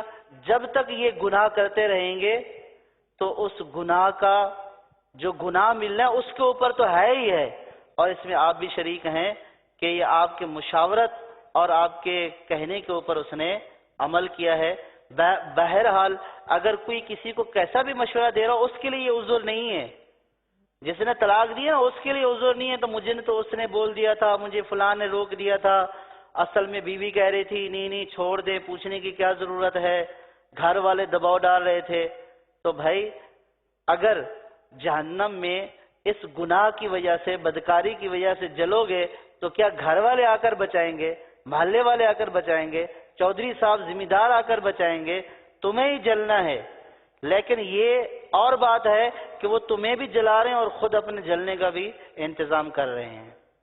تو لہٰذا جب بھی ایسا واقعہ ہو جائے مستند مفتی صاحب کے پاس جانا چاہیے. بہت سارے لوگ امام مسجد کے پاس چلے جاتے ہیں، بلکہ آپ اسلامی بھائی آپ کو بھی تجربہ ہوگا کہ داڑھی دیکھ کر، امامہ دیکھ کر بہت سارے لوگ بہت ساروں سے پوچھ لیتے ہوں گے یار بتاؤ ذرا کیا ہے، تو اس میں آپ کو بھی ہم سب کو بھی احتیاط کرنا چاہیے اور کسی مستند مفتی کے پاس اس کو بھیجنا چاہیے کہ فلاں سے پوچھیں، مجھے اس بارے میں علم نہیں ہے۔ الحمدللہ دعوت اسلامی کے زیر اہتمام بہت ہی پیارا شعبہ دارالافتاء اہل سنت الحمدللہ موجود ہے، اسی کے مفتیان کرام یہاں بیان فرماتے ہیں۔ دارالافتاء اہل سنت کی ملک بھر میں الحمدللہ شاخیں موجود ہیں۔ باب المدینہ کے اندر کنز الایمان مسجد بابری چوک گرو مندر پر، صدر میں اقصی مسجد میں، اکبر روڈ پر، کھارا در میں بخاری مسجد، نرس پولیس چوکی پر، کرنگی رضا مسجد کرنگی نمبر 4 میں الحمدللہ دارالافتاء ہے۔ حیدرآباد فیضان مدینہ کے ساتھ دارالافتاء اہل سنت موجود ہے۔ لاہور کے اندر الحمدللہ داتا دربار میں، داتا دربار جو مارکیٹ ہے وہاں پر، اور اچھڑا مارکیٹ کے اندر، اسی طرح راول پنڈی، سردار آباد، گلزار طیبہ، حیدرآباد کے اندر، مختلف شہروں کے اندر الحمدللہ دارالافتاء اہل سنت موجود ہیں۔ تو آپ اپنے مسائل کے لیے ان شاخوں کے اندر رابطہ فرما سکتے ہیں۔ دارالافتاء اہل سنت کے فون نمبرز بھی بیان کیے جاتے ہیں جن پر روزانہ صبح 10 سے شام 4 بجے تک الحمدللہ شرعی رہنمائی کا سلسلہ ہوتا ہے۔ فون نمبر آپ سنتے رہتے ہیں، ان نمبرز پر بھی آپ رابطہ فرما سکتے ہیں۔ اسی طریقے سے ہمارے سلسلے کے اختتام پر سوالات کا سلسلہ ہوتا ہے۔ ابھی بھی بہت ساری پرچیاں آ رہی ہیں، وقت آپ اسلامی بھائیوں کے سامنے ہے، تو پرچیوں کے کچھ کے تو جوابات دے دیے جاتے ہیں، کچھ رہ جاتی ہیں۔ تو اس کے لیے الحمدللہ مجلس نے فیصلہ کیا ہے کہ اب جو پرچیاں رہ جائیں گی، جن کے سوالات رہ جائیں گے، تو جس طرح ہمارا یہ فرض علوم کورس کا سلسلہ جاری ہے، ایسے ہی الحمدللہ دارالافتاء اہل سنت کا سلسلہ بھی مدنی چینل پر پیش کیا جاتا ہے۔ ہفتے میں 3 دن پیر، منگل اور بدھ، مغرب کی نماز کے بعد الحمدللہ یہ سلسلہ شروع ہوتا ہے۔ تو ان سلسلوں کے اندر بھی یہاں سے جو سوالات بچ جاتے ہیں، ان سوالات کو بھی الحمدللہ شامل کرنے کی نیت کی گئی ہے۔ تو آپ کے جو سوالات ہمارے پاس آ رہے ہیں، ہم جمع کر رہے ہیں، تو آپ اس سلسلے کو بھی دیکھنے کی نیت فرمائیے۔ آپ کے سوالات اگر آئیں گے انشاءاللہ، جیسے آپ کو فائدہ ہوگا، دیگر مسلمانوں کو بھی انشاءاللہ اس سے فائدہ ہوگا۔ لیکن سارے سوالات ان سلسلوں میں آ جائیں یہ بھی ضروری نہیں ہے، کئی سوالات ہم وہاں پر پیش نہیں کر سکیں گے، لیکن انشاءاللہ پیر اور منگل کے بالخصوص جو سلسلے ہیں، ان دونوں سلسلوں میں ان سوالات کو شامل کیا جائے گا۔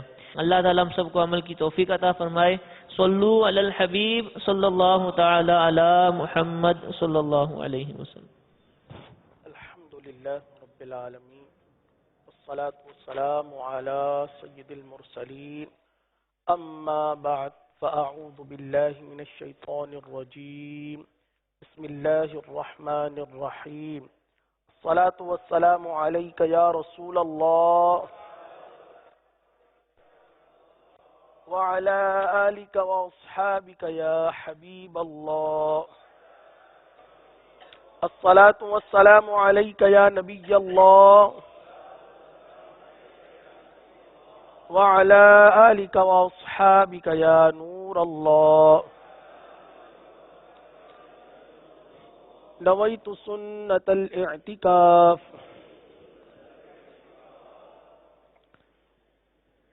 پیارے پیارے میٹھے میٹھے اسلامی بھائیوں اور میرے مدنی چینل کے ناظرین، الحمدللہ عز وجل روزانہ اس وقت ہم سلسلے میں مدنی قاعدے کی تختیاں اور ان کے اندر موجود ادائیگیوں کو سیکھتے اور سمجھتے ہیں، اور آج جو ہمارا سبق ہے، سبق نمبر 3 ہے۔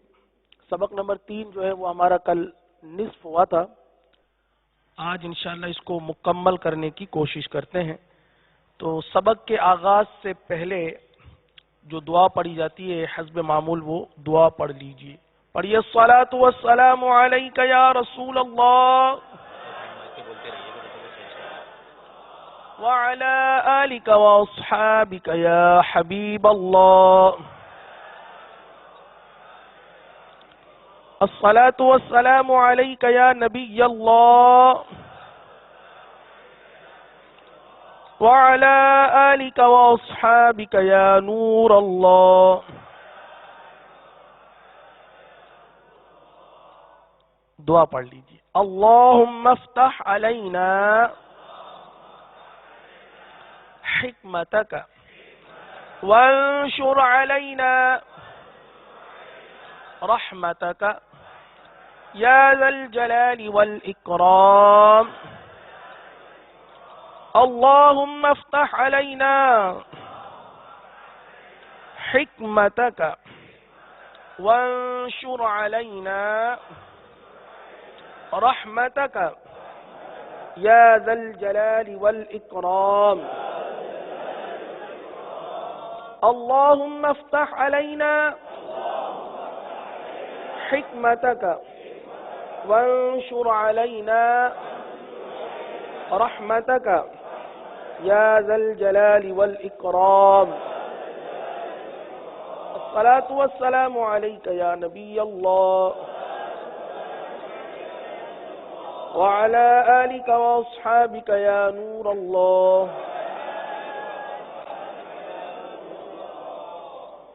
پیارے پیارے میٹھے میٹھے اسلامی بھائیوں اور میرے مدنی چینل کے ناظرین، سبق نمبر 3 ہمارا جاری تھا اور کم و بیش آدھی تختی آدھا سبق ہم نے پڑھ لیا تھا، تو اس کو وہیں سے آغاز کرتے ہیں جہاں تک چھوڑا تھا. میرے پیارے اور محترم اسلامی بھائیوں اور مدنی چینل کے ناظرین، جیسا کہ کل ہم نے یہ سیکھا تھا کہ زبر زیر پیش کو حرکات کہتے ہیں، اور حرکات کو بغیر کھینچے بغیر جھٹکا دیے معروف پڑھیں گے. جو اسلامی بھائی کل موجود نہیں تھے یا مدنی چینل کے ناظرین میں سے جو کل موجود نہیں تھے، تو ان کے لیے ان قواعد کی دہرائی ضروری ہے کہ ہم ان حرکات کو کس طرح پڑھیں گے. تو زبر زیر پیش جسے حرکات کہا جاتا ہے، ان حرکات کو بغیر کھینچے بغیر جھٹکا دیے معروف پڑھتے ہیں. کھینچنا بھی نہیں ہے، جھٹکا بھی نہیں دینا ہے. اسی طرح یہ بھی ہم نے کل مدنی پھول پیش کیے تھے کہ زبر منہ کھول کر ادا ہوتی ہے، زیر آواز کو نیچے گرا کر ادا ہوتی ہے، اور پیش ہونٹوں کو گول کر کے ادا ہوتی ہے. جیسا کہ حمزہ کے ذریعے سے مثال دی تھی کہ حمزہ پر زبر ہو تو حمزہ زبر آ، زبر میں منہ اور آواز کھلتی ہے آ. حمزہ کے نیچے زیر، تو زیر میں آواز نیچے گرتی ہے، تو حمزہ کے نیچے جو زیر ہے اس کی ادائیگی ای، آواز کو نیچے گرانا ای. اور حمزہ پر پیش، اس کی ادائیگی پیش میں ہونٹوں کو گول کرتے ہیں، حمزہ پیش او او او. تو یہ کل بالخصوص ہم نے ان مدنی پھولوں کو بالخصوص ہم نے سمجھا تھا، اور یہ بنیادی چیز ہے. زبر زیر پیش یہ تمام قواعد میں، تمام حرکات میں ایک بنیادی حیثیت اور اہمیت کی حامل ہے کہ اگر اس کو درست ادا کر لیا تو شاید آگے بہت ساری غلطیوں سے ہم بچ جائیں گے، اگر اس کو درست طریقے سے ادا کر لیا، کیونکہ یہ بنیاد ہے. حمزہ زبر آ، حمزہ دو زبر ان، تقریباً میچ کرتی ہے آواز. حمزہ زیر ای، حمزہ دو زیر ان، حمزہ پیش او، حمزہ دو پیش ان. اب اگر اس کو کوئی مجہول پڑھتا ہوگا، زبر زیر پیش کو کوئی مجہول پڑھنے کا عادی ہوگا تو وہ تنوین کو بھی اسی طرح مجہول پڑھے گا، وہ حروف مدہ کو بھی مجہول پڑھے گا، وہ لین کو بھی مجہول پڑھے گا، یہاں تک کہ مجہول ادائیگی کی عادت ایسی پڑ جائے گی کہ پھر درستی کرواتے کرواتے لوگ تھک جائیں گے، لیکن ہماری درستی نہیں ہو سکے گی. تو اس سے بہتر ہے کہ ہم درست طریقے سے پڑھیں قرآن کریم کو. قرآن کریم جب بھی پڑھیں درست طریقے سے پڑھیں، اس میں تھوڑی سی بھی لاپرواہی نہیں برتنی چاہیے. تو آج الحمدللہ عز و جل دعوت اسلامی کے تحت فرض علوم کی برکت سے ہمیں یہ سیکھنے کو مل رہا ہے، تو ہم کیوں نہ توجہ کے ساتھ سیکھیں، اور سیکھنے کے بعد انشاءاللہ دوسروں کو بھی سکھائیں گے.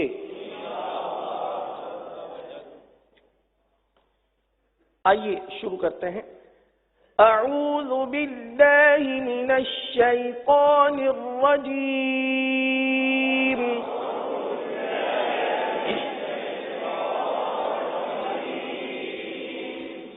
رجیم،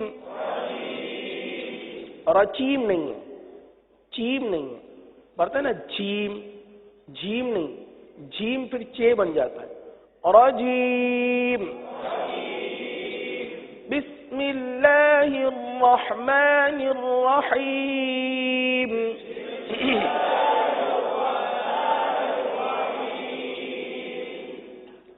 سین تک پڑھ چکے تھے.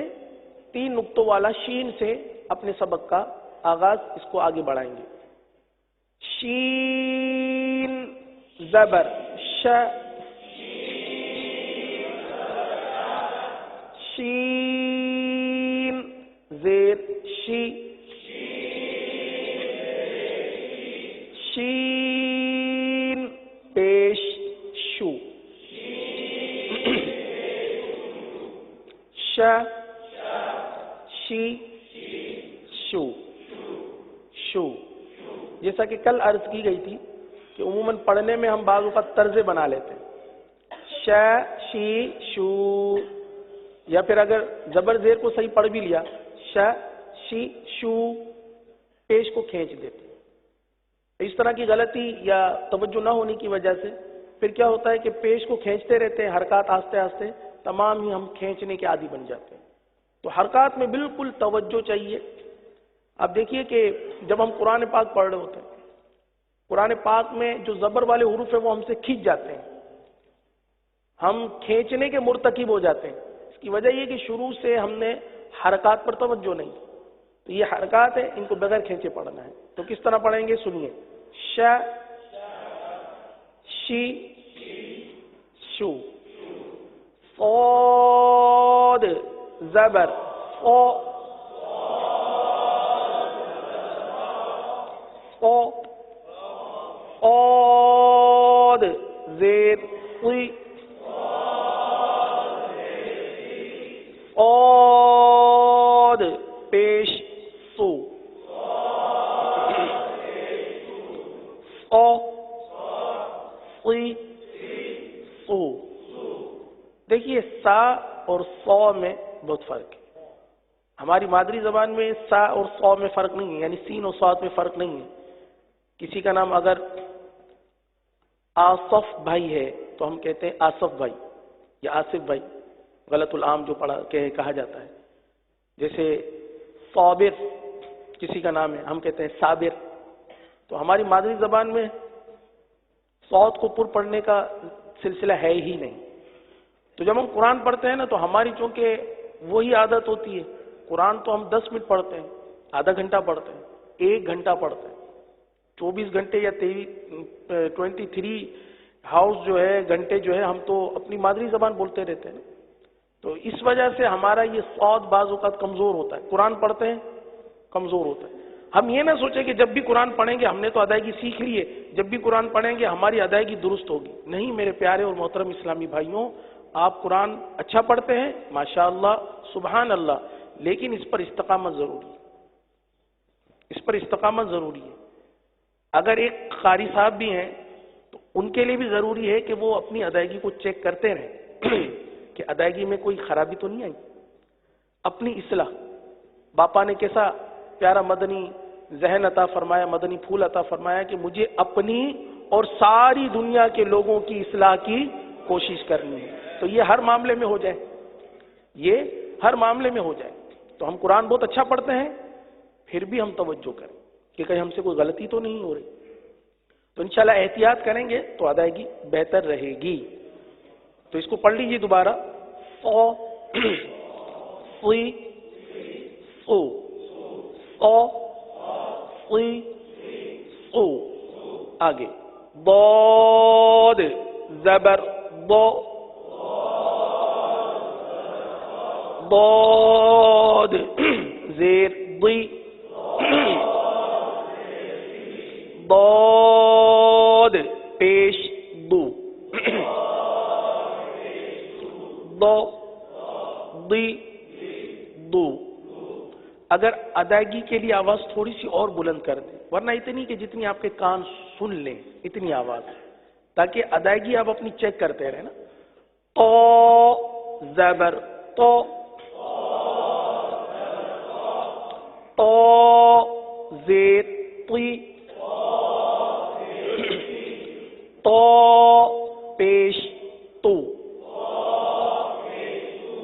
تو تی تو، تو ती تو آپ نے دیکھا ہوگا کہ پیش میں ہونٹ گول ہو رہے ہیں، تو چونکہ پیش کی ادائیگی ہونٹوں کو گول کر کے ادا ہوتی ہے، اس لیے پیش میں ہونٹ گول ہو رہے ہیں.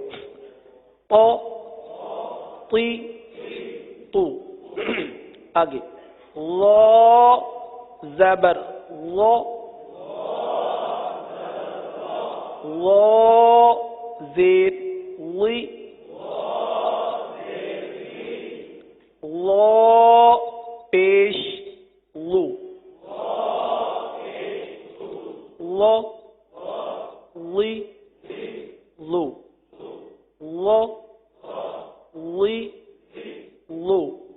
لا کی ادائیگی میں آپ نے محسوس کیا ہوگا، لا کی ادائیگی میں ہلکی سی نرمی محسوس ہو رہی ہے، یہ نرمی اس کے لیے ضروری ہے. اچھا دوسرا، یہ حرف پر پڑا جاتا ہے اور بہت زیادہ پر پڑا جاتا ہے، حروف مستعلیہ ہے، لہذا بہت زیادہ احتیاط کے ساتھ اس کو پر کرنا ہے. پر کرنے کا طریقہ، جو پر کرنے کے لیے جو مدنی پھول عرض کیا تھا، کہ آپ کو یاد ہے کہ اگر کسی حرف کو پر کرنا ہو تو کیا کرنا چاہیے؟ ماشاء اللہ، زبان کی جڑ کو تالو کی طرف بلند کر لیجئے، انشاءاللہ وہ حرف پر ادا ہو جائے گا. اس میں ہونٹوں کو ہلانے کی ضرورت نہیں ہے. جیسے اب وہ ہے نا، وہ ایسے ہونٹ گول کرتے ہیں، اس حرف میں ہونٹ گول کرنا تو یہ اس کا مخرج ہی نہیں ہے، اس کے مخرج کا حصہ ہی نہیں ہے کہ ہم ہونٹ گول کریں. لا یہ حرف ہے، اس کا مخرج ہے زبان کا سرا اوپر کے دانتوں کے اندرونی کنارے. حرف بہت ہی آسان ہے، آئیے اس کو پڑھ لیجیے. لا زبر لا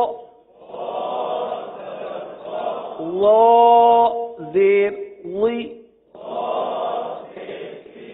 لا پیش لو لا لی لو. عین زبر ع عین زیر عی. دیکھیں عین کا نون پورا ادا کریں، حرف کو مکمل ادا کرنے کی عادت بنائیں.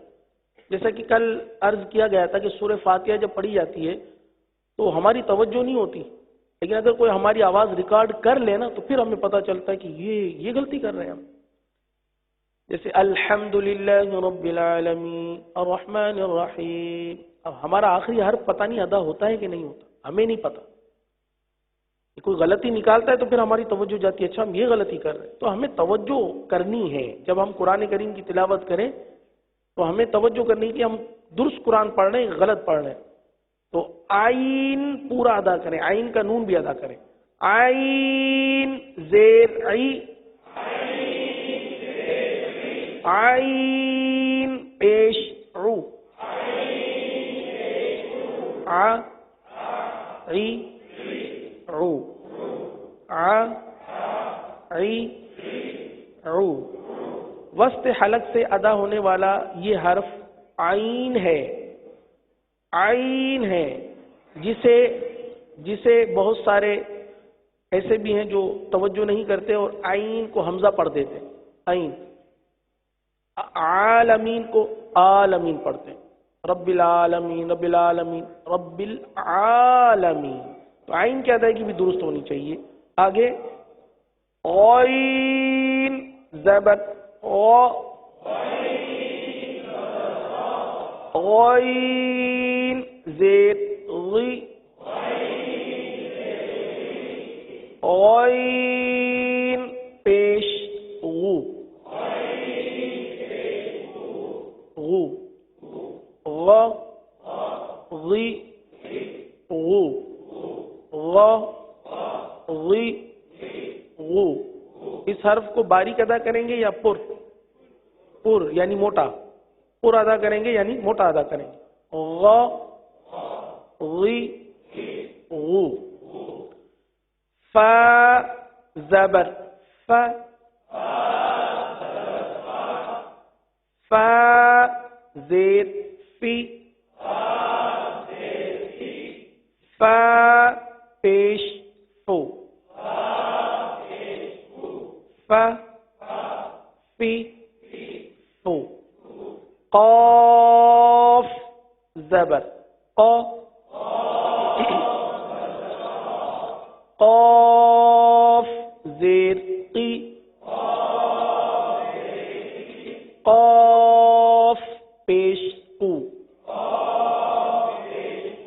قا قی قو کاف زبر کا کاف زیر کی کاف پیش کو کا کی کو لام زبر لا لام زیر لی لام پیش لو لا لی لو لو میم زبر ما میم زیر می میم پیش مو مو ما می مو نون زبر نا نون زیر نی نون پیش نو نا نی نو واو زبر و واو کی ادائیگی پوری ہونی چاہیے کیونکہ وا پڑھا جاتا ہے واو یہ واو ہے صحیح واو زبر و واو زیر وی واو پیش وو و وی وو و وی وو ہا زبر ہا یہ دو چشمی والا ہا ہے جو کہاں سے ادا ہوتا ہے حلق کے سب سے آخر والے حصے سے صحیح ہا زبر ہا ہا زیر ہی ہا پیش ہو ہا ہی ہو حمزہ زبر ا پورا حرف اور حرکت دونوں کی ادائیگی کریں حمزہ زبر ا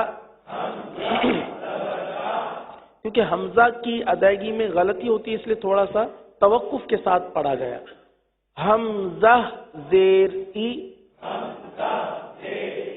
حمزہ پیش او ا ای او یا زبر یا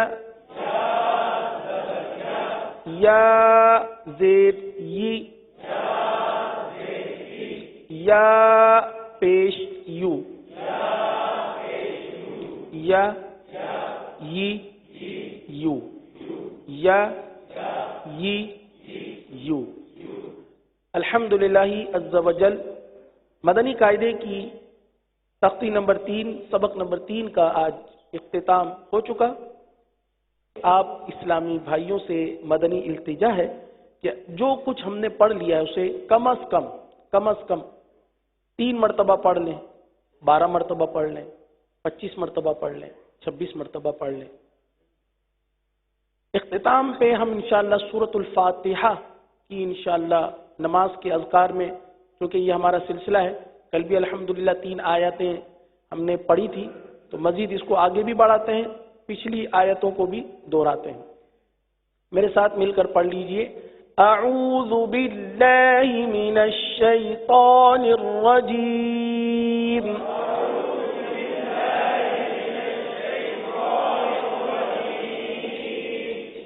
بسم الله الرحمن الرحيم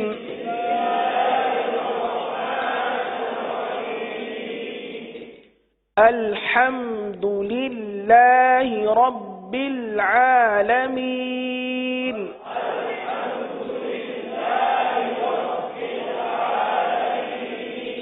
الحمد لله رب العالمين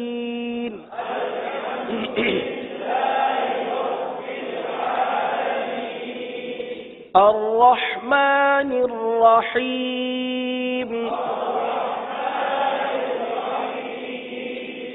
الرحمن الرحيم را ہے ابھی ہم نے پڑھا نا را زبر را تو را رے کی آواز را راح زبر راح کیا پڑھیں گے راح راح رحمن الرحیم الرحمن الرحیم مالک یوم الدین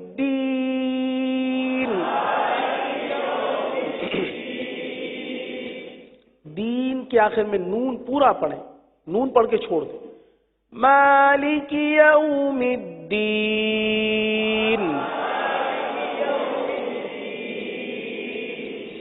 دین دین دین مالک یوم الدین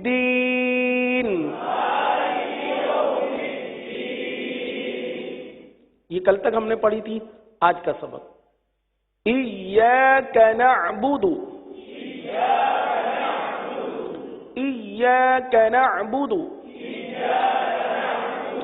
اب ایاکا میں یہاں پر آپ کو نظر بھی آ رہا ہے ایاکا یا کے اوپر تشدید ہے ایاکا صحیح اب اگر اس کو ایاکا تو پڑھنا ہی نہیں ہے غلط ہو گیا مشدد کو ہم نے غیر مشدد میں مبتلا کر دیا منتقل کر دیا اس کی ادائیگی کو چینج کر دیا ایاکا یعنی رک کر پڑھنا چاہیے تھا تشدید والا حرف رک کر پڑھا جاتا ہے ہم نے غیر تشدید والا پڑھ دیا ایاکا ایاکا یا متحرک پڑھ دیا تو ایاکا ذرا رک کر پڑھیں گے ایاک نعبد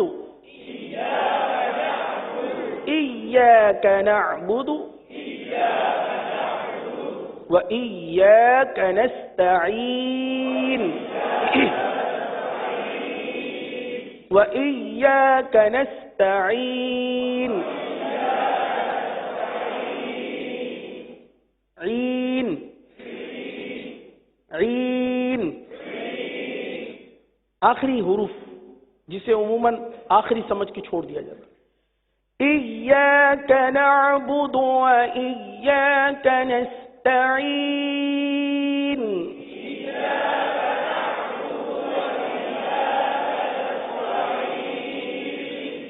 کنسطاعی طاعی نہیں کنسطاعی نہیں کنستعین تا زبر تا کنست تو کنسطاعی نہیں ہے صحیح ہے کنستعین ایاک نعبد وإیاک نستعین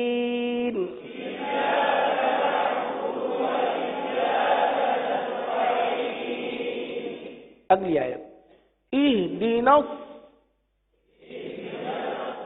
نون کو صاد کے ساتھ ملا رہے ہیں تو نس نہیں پڑھیں گے نوف نون کو تو باریک پڑھیں گے نون کو باریک پڑھیں گے لوس نہیں نس نون باریک صاد کو اہدنا صراط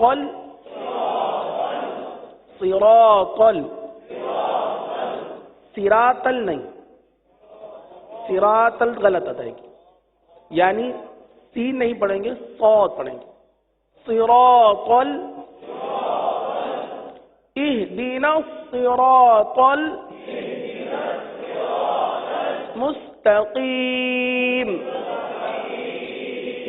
مستقیم نہیں ہے، مستقیم نہیں، تو نہیں، یہ تا ہے، تا زبر تا. مستقیم. اهدنا الصراط المستقیم.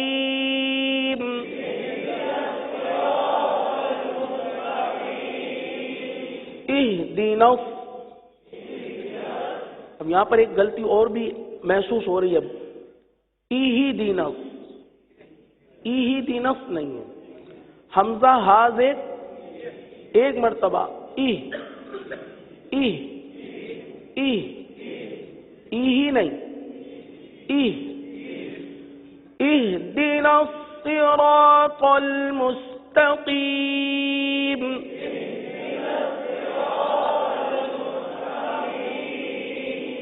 اهدنا الصراط المستقیم.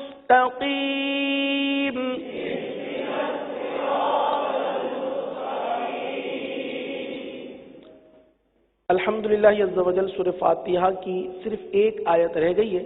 زندگی رہی تو انشاءاللہ اس کو مزید سیکھیں گے. اللہ عز و جل ہمیں درست طریقے سے قرآن کریم پڑھنے کی اور دوسروں کو پڑھانے کی توفیق عطا فرمائے. آمین بجاہ النبی الامین صلی اللہ تعالی علیہ وسلم. صلو علی الحبیب صلی اللہ علیہ. گزارے کیسے زندگی، آؤ علماء سے پوچھ لیں. آئے جو مشکل پیش کوئی، آؤ علماء سے پوچھ لیں.